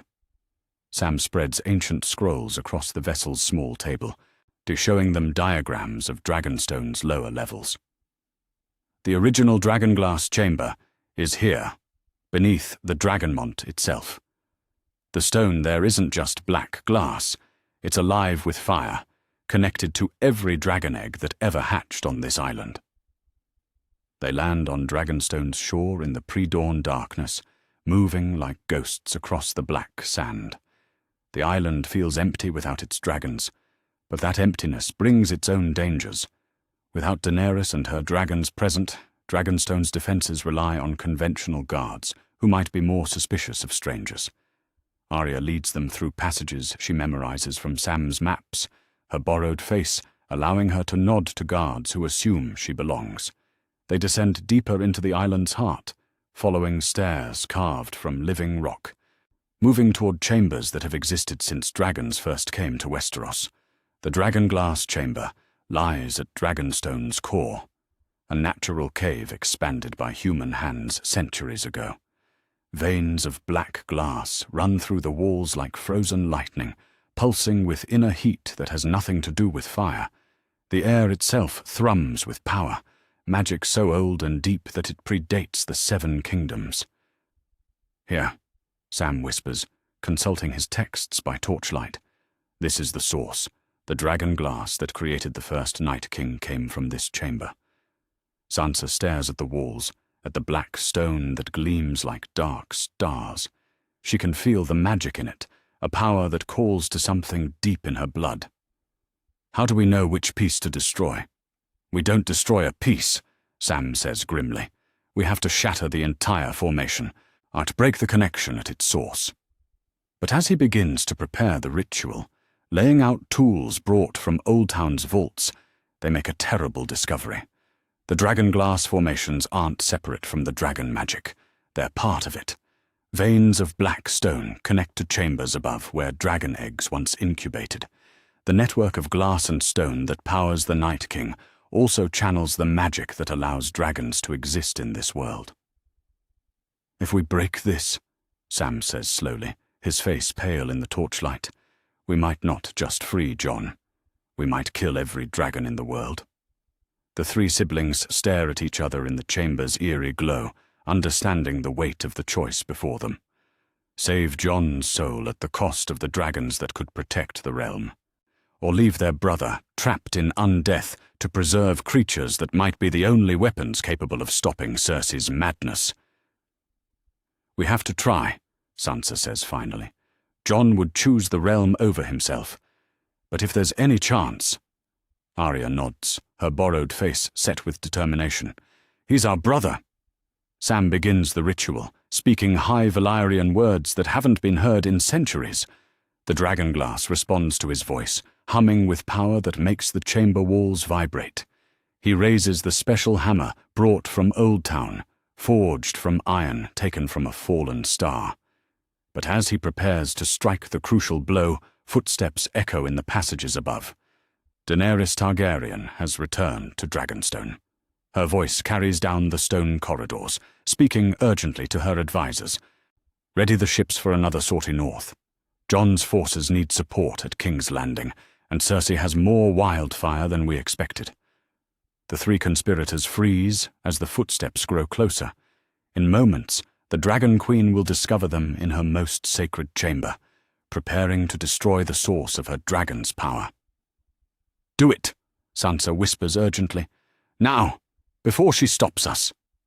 But Sam hesitates, the hammer raised above the crucial formation of dragon glass.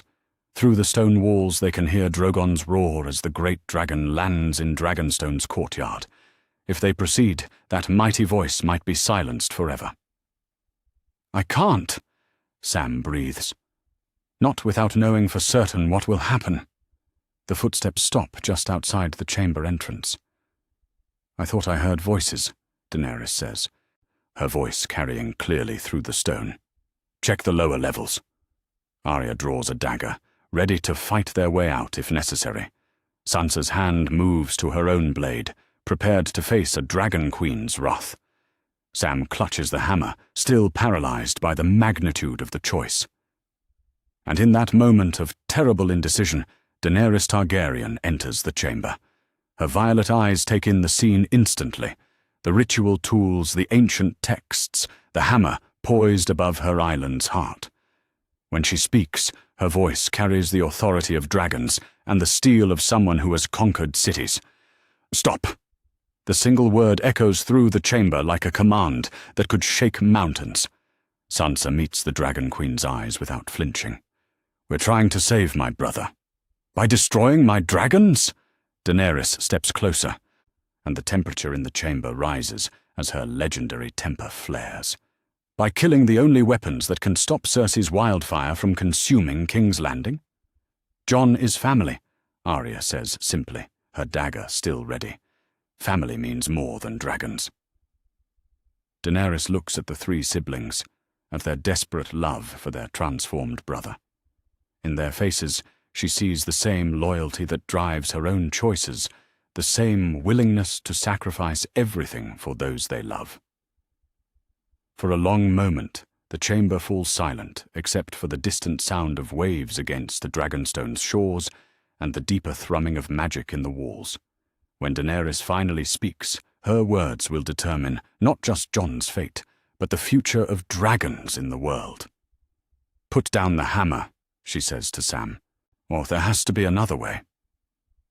In the dragonglass chamber beneath Dragonstone, 4 souls stand at the crossroads of destiny itself. Daenerys Targaryen stares at the ancient formations of black stone, her violet eyes reflecting the inner fire that has always burned within her.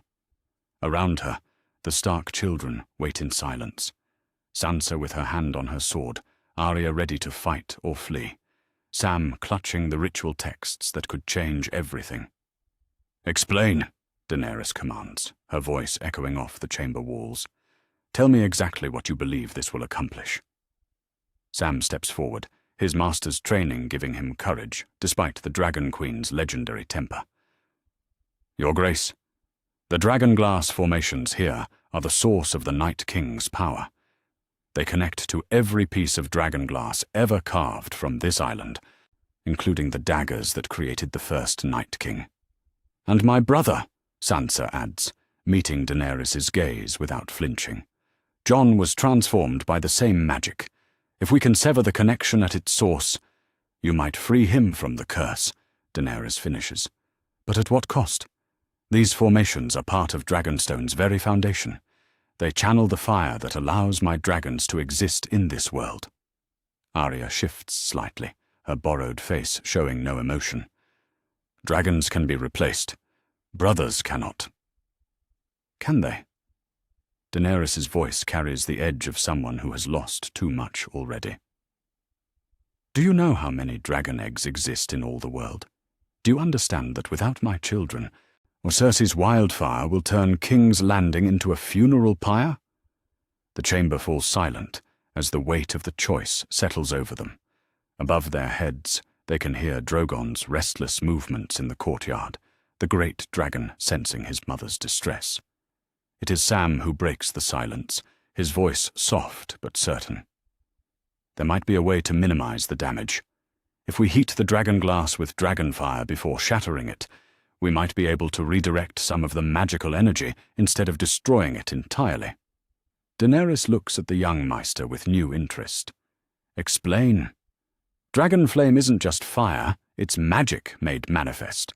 If your dragons heat the formations to the precise temperature, The magical bonds might become malleable rather than brittle. Sam spreads his ancient texts on the chamber floor, pointing to diagrams that hurt the eyes to look at directly. We could reshape the magic instead of breaking it. And if you're wrong, Daenerys asks, if this ritual kills my dragons and fails to save Jon? Then we'll have tried, Sansa says simply, and Jon would understand. He always chose duty over personal happiness. Daenerys closes her eyes, feeling the pull of the decision that will define her reign and possibly end it. When she speaks again, her voice carries the weight of absolute resolve. Very well. We attempt the ritual, but we do this properly, with all the preparation Sam's research demands. If I'm going to risk my children, it will not be for a half-formed plan. The next hours pass in careful preparation. Sam reviews every detail of the ancient ritual, cross-referencing texts that contradict each other on crucial points. Sansa sends ravens north through Bran's network, alerting her brother that the attempt is about to begin. Arya positions herself as lookout, ready to warn them if any of Dragonstone's garrison discovers their work. But it is Daenerys who faces the hardest task of all. In the courtyard above the chamber, she stands before her 3 dragons as dawn breaks over the eastern sea. Drogon, black as midnight, with eyes like molten gold. Rhaegal, green and bronze with the fierce intelligence of his namesake. Viserion, cream and gold, the gentlest of her children, but no less mighty. My beautiful boys, she whispers, her hands trembling as she touches each massive head. I may be about to ask something terrible of you. The dragons sense her emotional turmoil, oppressing their great heads against her small form. They have been with her since they were no larger than cats, growing alongside her power until they became legends. To risk them for a nephew she has barely met seems like madness. But as she looks into their ancient eyes, Daenerys sees something that decides her completely. Love, loyalty, trust that whatever she asks of them, she asks because she must. For family, she says aloud, the words carrying across the courtyard. For the future of the realm. The ritual begins at midday, when the sun stands directly overhead and magic flows strongest through the world.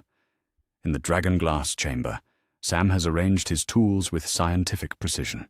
The star iron hammer gleams with its own inner light.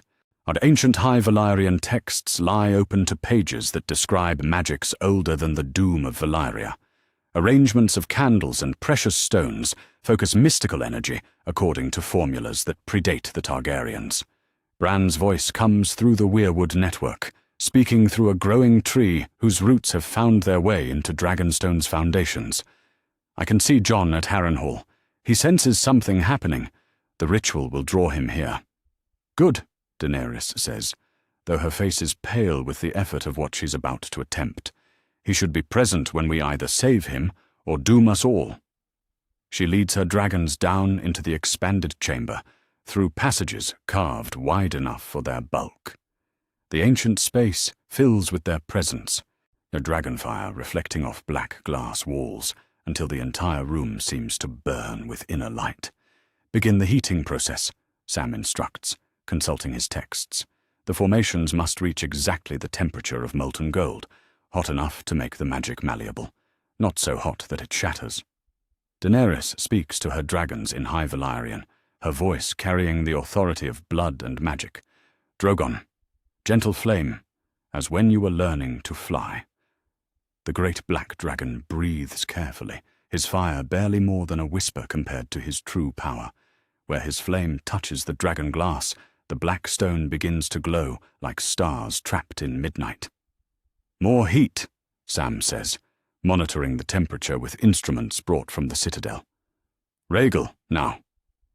The green dragon adds his flame to his brother's, and the chamber fills with heat that would kill unprotected humans.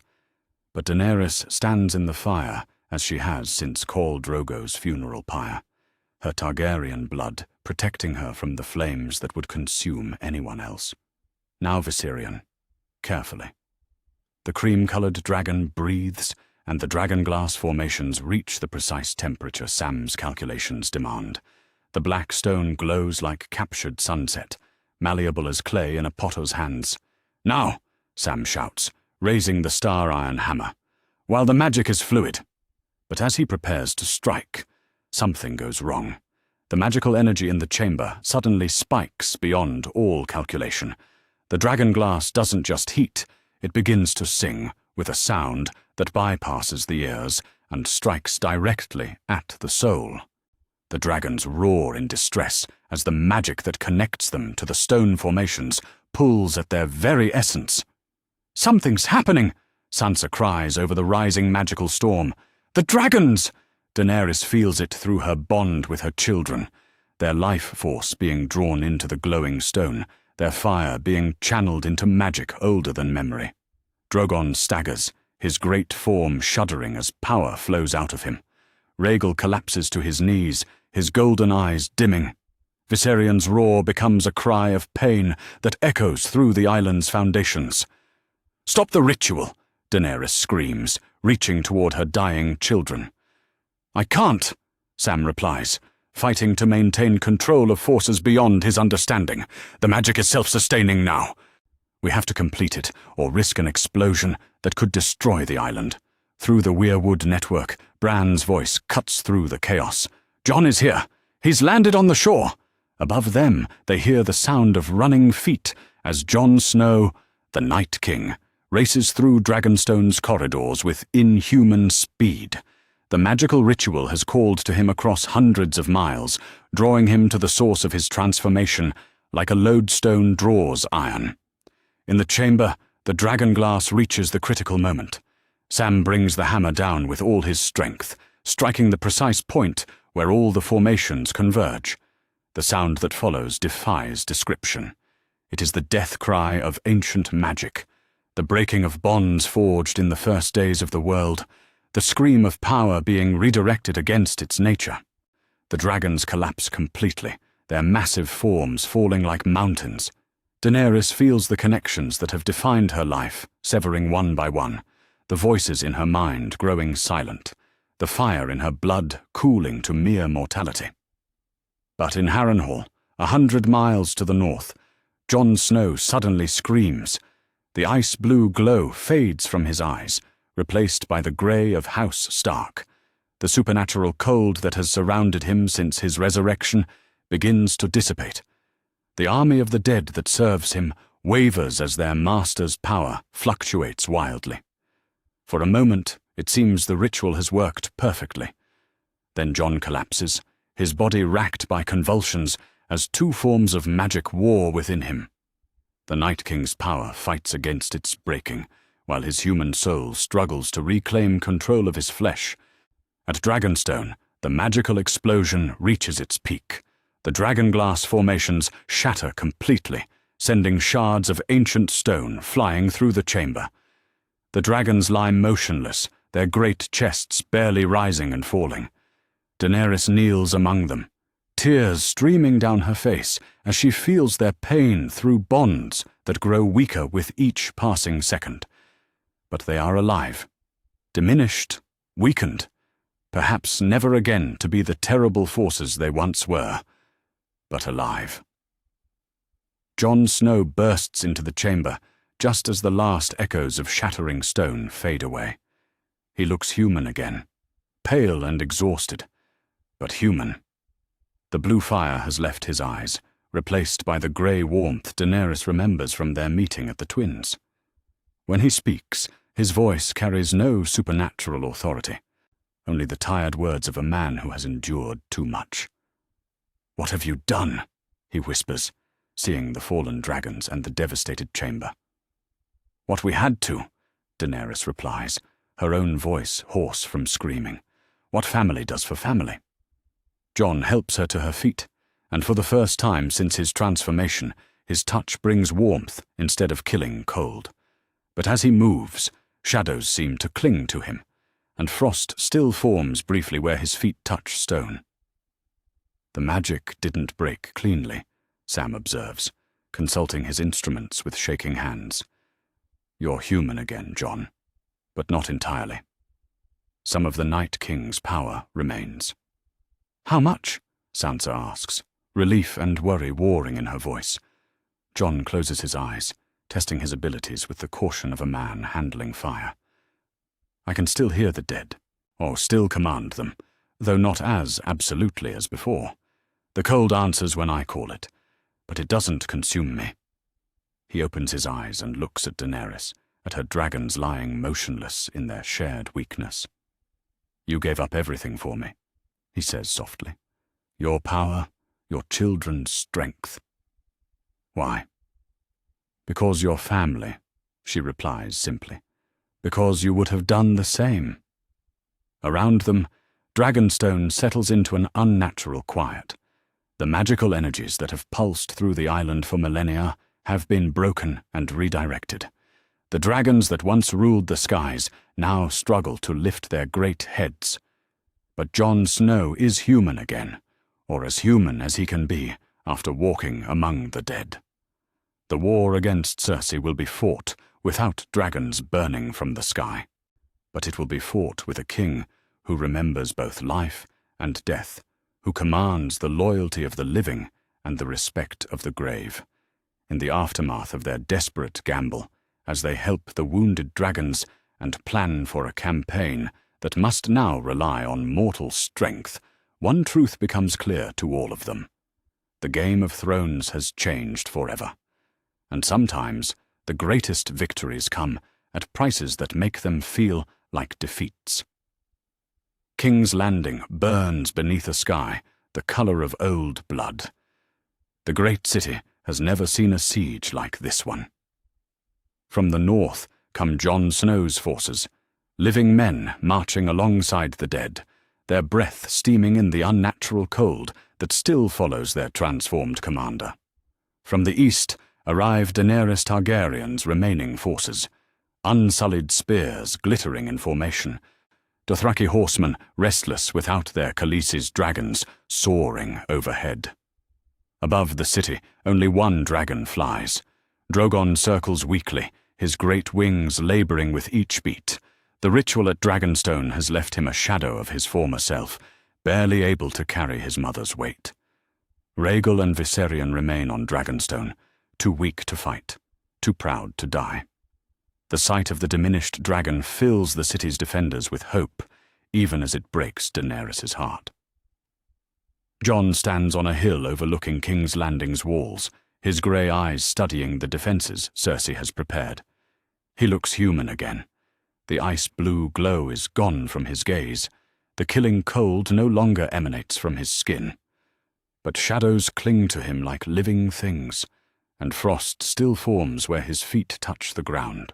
Well, she's turned the entire city into a trap, he says to Daenerys, who sits astride Drogon despite her mount's weakness. I can sense the wildfire caches, dozens of them, maybe hundreds. Can you disable them? She asks, though both know the answer. Not from here. We'll have to fight our way through the streets, chamber by chamber. Jon's hand rests on Longclaw's hilt, the Valyrian steel humming with power that responds to his partially restored nature. She means to burn the city rather than surrender it. Behind them, their combined forces prepare for what may be the last great battle of the war. Unsullied check their spears and shields with mechanical precision. Dothraki warriors braid bells into their horses' manes. And among Jon's followers, the living share space with the dead in formations that would have been unthinkable weeks ago. Tormund Giantsbane approaches through the camp, his beard braided with small bones that mark his acceptance of Jon's transformation. The lads are ready, he reports, living and dead alike. Though I'll admit, it's strange fighting alongside corpses that used to try to kill us. They remember their purpose, Jon replies, to protect the realm. Death hasn't changed that.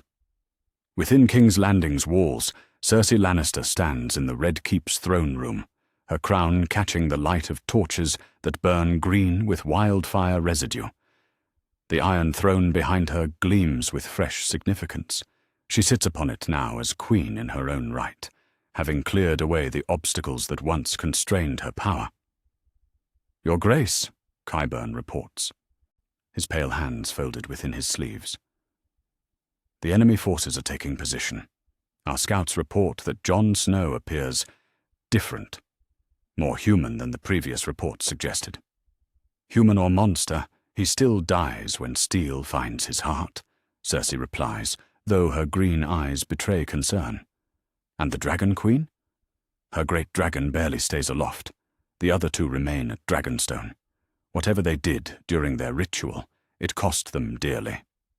Cersei allows herself a smile of genuine satisfaction. Her enemies have weakened themselves in their desperation to save Jon Snow's soul. Now they face her defenses without the overwhelming power that once made them seem invincible. "Sir Robert!" she calls to the massive figure standing guard near the throne. The mountain turns his helmeted head toward her, or saying nothing because he cannot speak, but his presence radiates the same supernatural menace it has since Qyburn rebuilt him from death. "Soon you will have the chance to test your strength against other creatures that have touched death," Cersei tells him. "Do not disappoint me." The battle begins at dawn with the sound of war horns echoing across the city. Jon leads the first assault personally, Longclaw cutting through Lannister guardsmen with precision born of both skill and supernatural awareness. Behind him, his mixed army pours through breaches in the city walls, wildlings and northerners fighting alongside whites that feel no pain and know no fear. But it is Daenerys who provides the most crucial support. Drogon, weakened though he is, still breathes dragonfire. Where Cersei's forces cluster too thickly, Flame clears the way for the advancing troops. Where wildfire traps threaten to consume friend and foe alike, dragon breath incinerates the green substance before it can spread. The battle quickly becomes the three-way conflict Jon predicted. His forces push from the north, dealing with both Cersei's defenders and the wildfire traps she has prepared. Daenerys' unsullied advance from the east, their disciplined formations cutting through chaotic street fighting. And throughout the city, Cersei's desperate defenders fight with the courage of those who know defeat means death. In the Red Keep's dungeons, Arya Stark moves like a ghost through corridors she memorized during her time as Tywin Lannister's cupbearer. She wears the face of a serving girl who died 3 days ago, her faceless man training allowing her to become anyone she needs to be. Her target walks above her, Queen Cersei, preparing to give the order that will turn King's Landing into a funeral pyre for 10 million souls. But Arya is not the only one stalking through the Red Keep's shadows. Jaime Lannister moves through familiar halls with purposeful stride, his golden hand gleaming as he heads toward the throne room. He has made his choice at last, and it is the same choice he made when he killed Aerys Targaryen, the realm over personal loyalty. The confrontation, when it comes, unfolds in Cersei's private chambers. "Brother," she says as he enters, not turning from the window where she watches the battle rage through her capital. "Have you come to protect me or to judge me?" "I've come to stop you," Jaime replies, his scarred face set with the same determination that once earned him the name Kingslayer. "Just as I stopped the Mad King when he would have burned King's Landing." "I am not mad." Cersei turns to face him, her green eyes blazing with the fire that has always burned within her. "I am protecting what is mine. By murdering innocents, by turning children into ash." Jaime steps closer, his good hand moving to his sword. "You've become exactly what we fought against." "We? There is no we, Jaime. There never was. You chose honor over family the moment you decided that strangers matter more than the woman who loves you." The sound of fighting grows closer, Jon's forces pushing deeper into the keep, Daenerys' dragons burning away the wildfire traps that would consume them all. In the chambers above, they can hear Sir Robert Strong preparing for the final defense of his queen. But it is not the mountain who provides that defense. Sandor Clegane kicks open the chamber door, his scarred face showing no emotion as he stares at the siblings who have shaped so much of Westeros's bloody history. "The Hound," Cersei breathes, her composure finally cracking. "You're supposed to be dead." "Death's been trying to claim me for years," the Hound replies, his voice a growl that hasn't changed despite all he's endured. "But I've got business to finish first." The sound of heavy footsteps in the corridor announces Sir Robert Strong's arrival. The undead mountain fills the doorway, his massive frame blocking out the light, his presence radiating the same supernatural menace that has marked him since his resurrection. Brothers face each other across the chamber, one who chose life despite horrible scars, another who chose unlife despite horrible death. The confrontation that fans have whispered about for years finally unfolds in the heart of a burning city.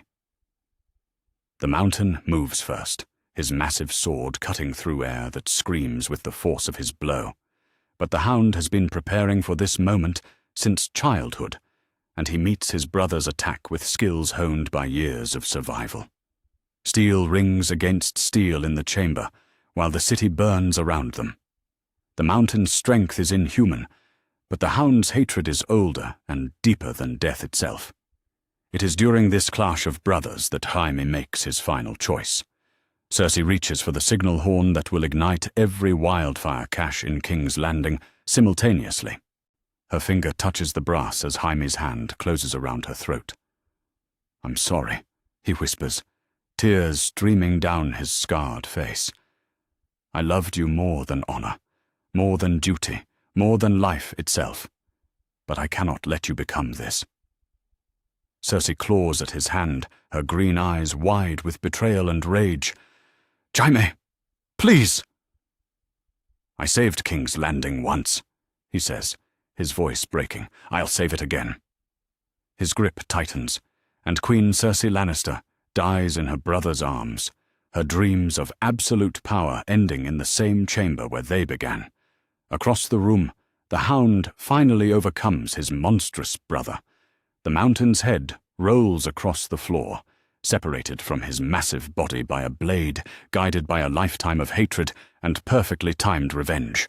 Sandor Clegane stands over his brother's corpse, breathing heavily, finally free of the nightmare that has haunted him since childhood. The horn never sounds. The wildfire caches remain unlit. King's Landing burns with conventional fire, not the supernatural flames that would have consumed every living soul within its walls. Jon and Daenerys meet in the throne room as the battle winds down around them. The Iron Throne sits empty, its twisted metal reflecting the flames that dance in braziers throughout the hall. "It's over," Jon says, though victory tastes like ash in his mouth. Around them, the city settles into an uneasy quiet, broken only by the distant sounds of soldiers securing the remaining strongholds. "Is it?" Daenerys asks, studying the throne that has cost them both so much. "Look at what we've become. Look at what we've paid." Jon's grey eyes meet her violet ones, or both of them forever changed by the choices that brought them to this moment.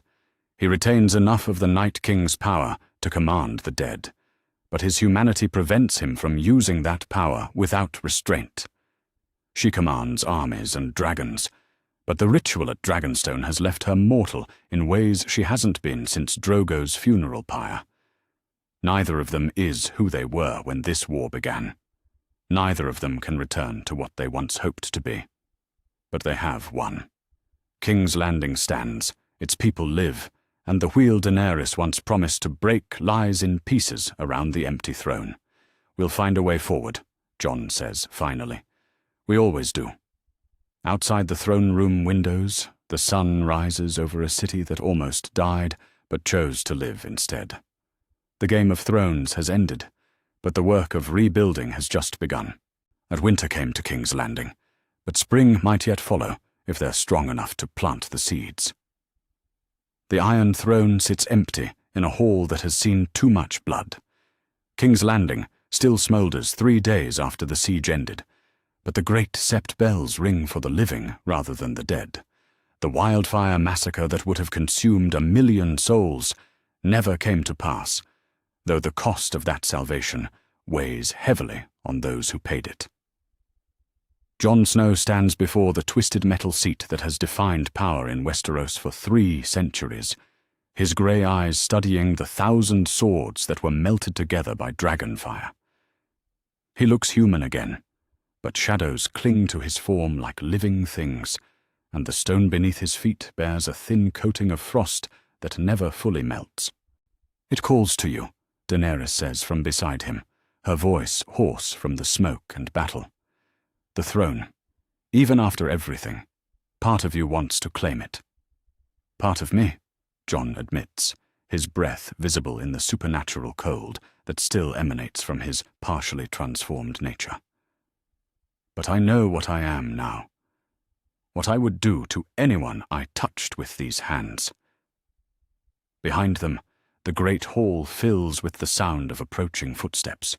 The lords of Westeros, those who survived the wars and madness of recent years, have come to decide who will rule the 7 kingdoms in this new age.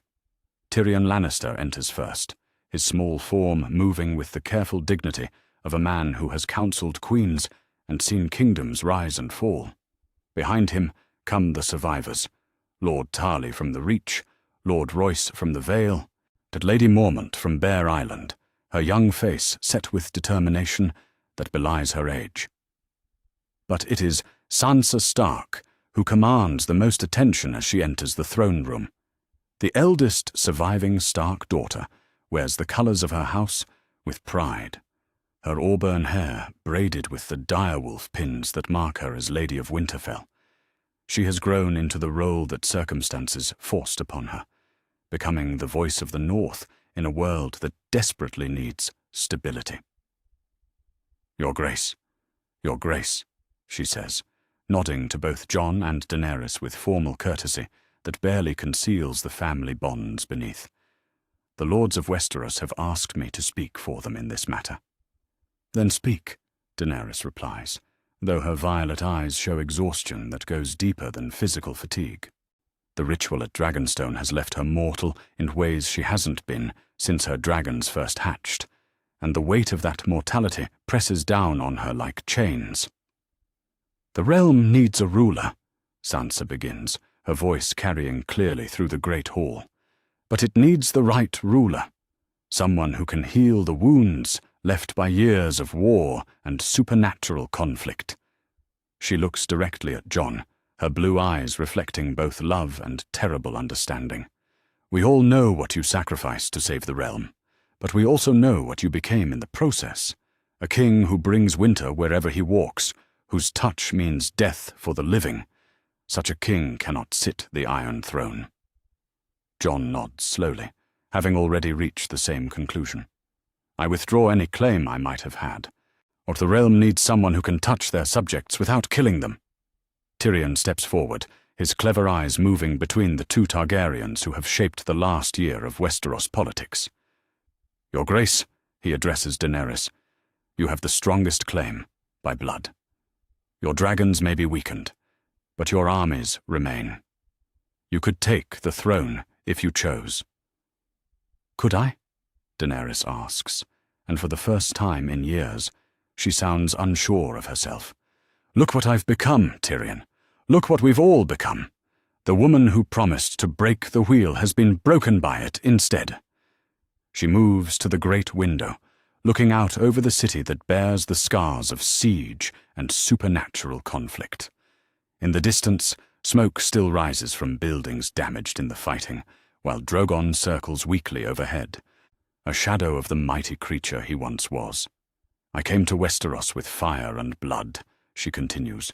"I promised liberation, but everywhere I went, cities burned. Now my dragons are dying, my power is spent, and the throne I thought I wanted feels like a poison cup." "Then what would you have us do?" asks Lord Royce, his weathered face showing the strain of years spent fighting the impossible. "The realm cannot remain without a king or queen indefinitely." It is Sam Tarly who provides the first alternative, emerging from the crowd of observers with scrolls tucked under his arms and the master's chain glinting on his chest. "There are precedents," he says, his scholarly voice cutting through the political tension. The great council that chose Aegon V, the election of Blood Raven as Hand. Westeros has experimented with different forms of governance before. You're suggesting we elect a king? Tyrion asks, his eyebrows rising with interest. I'm suggesting we consider our options carefully, Sam replies. There are several candidates with valid claims or qualifications.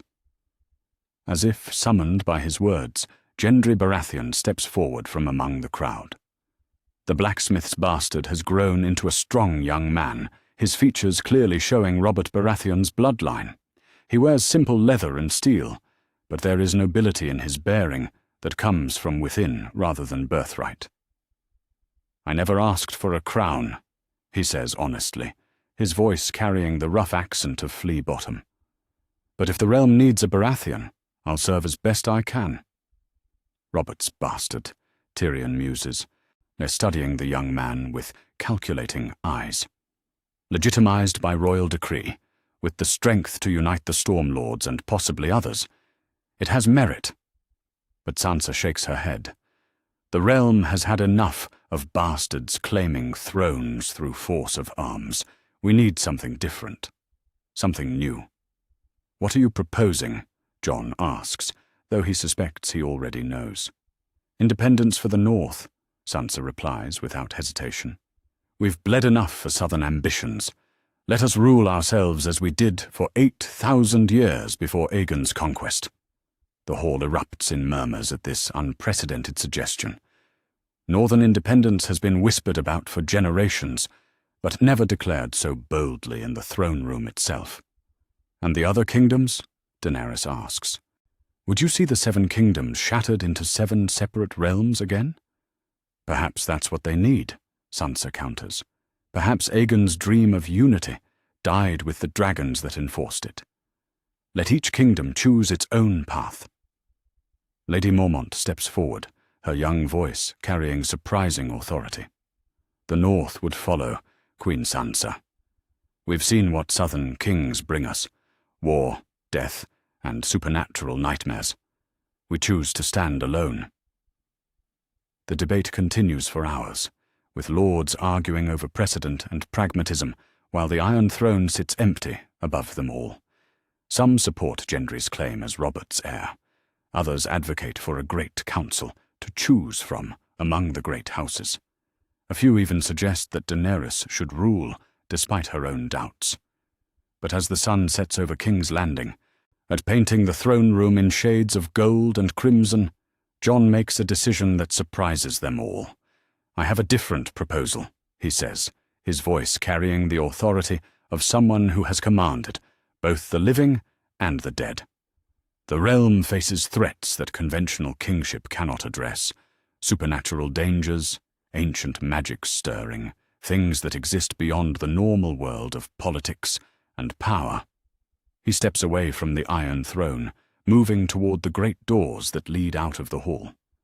Let Gendry take the throne, if he's willing. Let Sansa rule an independent North. Let each kingdom find its own path forward. But let me serve the realm in a different way. How? Daenerys asks, though she already suspects the answer. As a guardian against things that should not exist in the world of the living, or as a protector who stands apart from conventional rulership, who watches the boundaries between life and death. Jon's grey eyes meet hers across the hall. Someone who remembers what it costs to touch power that mortals were never meant to wield. The hall falls silent as the implications of his words sink in. Jon Snow is removing himself, not just from succession, but from conventional society entirely. Daenerys stares at him for a long moment, then slowly nods. Then I choose exile, she says quietly.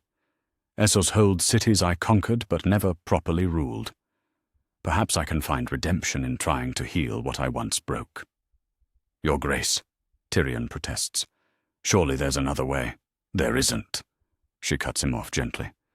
The woman who promised to break the wheel became part of it instead.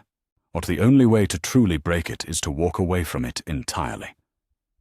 As the great lords debate the future of kingdoms and crowns, Jon and Daenerys find themselves standing together, one final time, before the Iron Throne that neither of them will claim. "We could have ruled together," she says softly, her voice barely audible over the political discussions surrounding them. "Could we?" Jon asks. "You with your dying dragons, me with my touch of death? What kind of rulers would we have been?"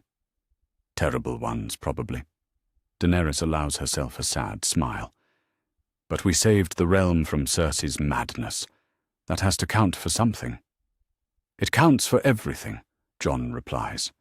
"But ruling and protecting aren't the same thing. Let others wear crowns. We'll serve in ways that crowns can't." As night falls over King's Landing, or the great lords reach their conclusions, Gendry will be offered the crown, though with reduced powers and a council to guide him. The North will have its independence under Queen Sansa. The other kingdoms will negotiate their own relationships with the new order. And Jon Snow, the bastard who became a Night King and then became human again, will disappear into the darkness beyond conventional politics, watching for threats that require unconventional solutions. In the throne room where so much history was made, the Iron Throne waits for a new king who was born in Flea Bottom and learned his nobility in a blacksmith's forge. The Game of Thrones has ended, the work of healing has begun, and somewhere in the shadows between life and death, two exiled rulers prepare to find new purposes in a world they helped save but can no longer rule. 5 years have passed since the bells of King's Landing rang for peace instead of war. Jon Snow stands atop the wall, looking north into the vast wilderness that has become his kingdom. The ancient ice stretches endlessly before him, unmarked by castles or roads, home only to things that existed before men learned to forge crowns from metal and ambition. He is no longer the man who died at Castle Black, nor is he the Night King who once commanded armies of the dead. Time and purpose have carved him into something new, a guardian who stands between the world of the living and the darkness that waits beyond memory. "The old gods are stirring again," says Tormund Giantsbane, approaching through the snow with the easy stride of someone born to the cold. The wildling chieftain has aged well in the years since they made their peace with winter, though his red beard now shows streaks of grey. "I know," Jon replies, his breath visible in air that grows colder with his presence. "I can hear them whispering in the wind. Something ancient is awakening in the lands of always winter." Behind them, Castle Black bustles with activity that would have seemed impossible years ago. The ruined fortress has been rebuilt, but not as a prison for criminals and bastards. Now it serves as a sanctuary for those touched by magic, men and women who have seen too much of the supernatural to live easily among ordinary folk. A former red priest tends fires that burn both red and blue, studying the interplay of ice and fire magic under Jon's patient guidance. A girl from the Summer Isles practices moving objects with her mind, her talents carefully nurtured rather than feared. A young man from Volantis shows others how to see through the eyes of ravens, sharing knowledge that the maesters would call impossible. They are outcasts and refugees, criminals seeking redemption and scholars seeking truth. What unites them is their understanding that the world contains more than most people dare to acknowledge. "Any word from the south?" Jon asks, though he already knows the answer. The ravens that come to Castle Black carry news from a realm that has learned to function without him. "Your sister sends her regards," Tormund grins. "Queen Sansa's doing well in Winterfell. The North grows stronger every year under her rule." Jon nods, feeling a warmth that has nothing to do with temperature. Through the Weirwood network, he sometimes touches Bran's consciousness, seeing glimpses of Winterfell through his brother's enhanced sight. Sansa has indeed grown into her role, ruling with the wisdom their father would have been proud of. And King Gendry? Still hammering out the details of ruling, from what I hear. But the realm's at peace. No wars, no mad queens burning cities. Just the ordinary problems of ordinary people. It is more than Jon dared hope for when he first accepted his exile beyond the wall. The Seven Kingdoms have found their balance without him, proof that sometimes the greatest service a ruler can provide is knowing when not to rule. A howl echoes across the courtyard below, and Ghost appears from the shadows. The great direwolf has grown even larger in the years since they came north, his white fur now touched with silver that matches his master's premature age. He is one of the few creatures completely unaffected by Jon's supernatural nature, offering warmth and companionship in a existence that could otherwise be terribly lonely. "Old friend," Jon murmurs, running his fingers through Ghost's thick coat. "Ready for another patrol?" The direwolf's red eyes reflect understanding. Together they have walked the wild lands beyond the wall, encountering threats that would terrify southern lords, but suit them perfectly. Ice spiders larger than hounds, drawn by Jon's power but controlled by his will. Ancient wights that predate the Night King's original army, bound to forgotten burial grounds. Things that have no names in any human tongue. Creatures of pure winter that recognize Jon as something akin to themselves. Or none of them threaten the south, not while he watches. That is his purpose now, to stand guard against the supernatural threats that conventional armies could never defeat. "Jon." The voice comes from the heart tree in Castle Black's God's Wood, carried through the weirwood network from Winterfell. Bran's consciousness touches his briefly, sharing visions and information across hundreds of miles. "Brother," Jon responds, placing his hand on the pale bark. "What do you see?" Through Bran's sight, Jon witnesses the realm they helped save. King's Landing, rebuilt and thriving under Gendry's surprisingly capable rule. The Reach, recovering from years of war under the guidance of Sam Tarly, who has become the youngest Grand Maester in history. The Vale, the Riverlands, or the Stormlands, all finding their own paths forward in a world where dragons no longer cast shadows over human ambition. And across the narrow sea, in the great pyramid of Meereen, Daenerys Targaryen tends to gardens that grow where slave pits once festered. She has kept her word about seeking redemption in the east. The cities she once conquered with fire and blood now know her as the queen who stayed to heal what she had broken. Her dragons remain weak, but they no longer need to be weapons. Instead, they help with construction, their gentle flames powering forges that build homes instead of destroying them. She looks peaceful, Bran's voice whispers through the wood. "Good," Jon replies, though the word carries depths of meaning. Of all the prices paid for their victory, Daenerys' exile weighs on him most heavily. While she chose to walk away from power when she could have claimed it, choosing healing over conquest. "There's something else," Bran continues. "Sam's finished his book, the complete history of the War of the Five Kings, the supernatural threats, and everything that came after. He wants your permission to include your story." Jon considers this. To be remembered in history as the bastard who became a monster and then found redemption, it seems appropriate. Future generations should know what power can cost and what prices some people are willing to pay to protect others. Tell him yes, but make sure he includes the truth about everyone involved, heroes and villains both. The realm deserves honest history. The connection fades, leaving Jon alone with his thoughts and the endless expanse of the north. As night falls, he walks the wall's length with Ghost at his side, checking the ancient spells that keep it strong. The barrier between civilization and wilderness remains intact, but now it serves a different purpose. Not a prison for the wildlings, but a watchtower for threats that come from deeper in the unknown lands. In the distance, the aurora dances across the sky in colors that have no names. Green and blue and silver lights that reflect off the ice and snow, beautiful and terrible in their alien majesty. Jon has learned to read those lights like other men read books, seeing in them the movement of ancient powers that predate human civilization. Tonight they speak of change coming, not the immediate danger that would require action, but the slow shift of ages that marks the turning of the world.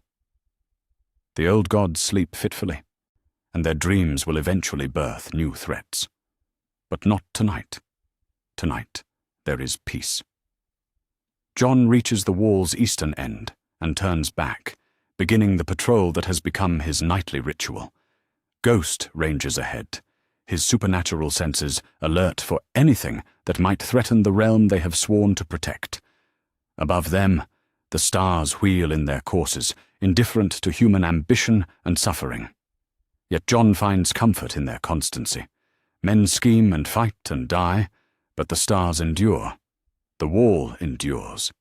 And as long as he draws breath, or whatever passes for breath in his partially transformed state, the watch will continue. In the distance, a raven cries, carrying news from the world of the living to the guardian who protects it from the darkness. The message will wait until morning.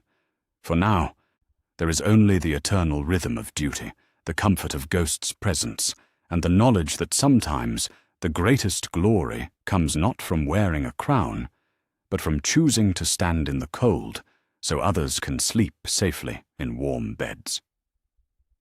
Jon Snow was born a bastard, died a Lord Commander, became a Night King, and found redemption as a guardian. His watch will never end, but he has made his peace with that truth. In the space between life and death, between human and supernatural, he has found purpose that no throne could provide. The realm sleeps safely, the wall stands strong, and in the vast wilderness beyond, ancient threats pause when they sense his presence, recognizing something that belongs to winter but chooses to serve the light. Winter came, and with it a king who learned that the greatest power lies not in commanding others, but in sacrificing oneself for their protection. The Game of Thrones has ended. The long watch continues. And somewhere in the dancing lights of the aurora, the old gods smile at their chosen guardian, the bastard boy who became everything the realm needed him to be, even when it cost him everything he thought he wanted. The story of Jon Snow, the Night King who remembered how to be human, comes to its close in the place where it began, on the wall, watching over the 7 kingdoms with eyes that have seen both the best and worst that power can offer. His vigil is eternal. His purpose is clear.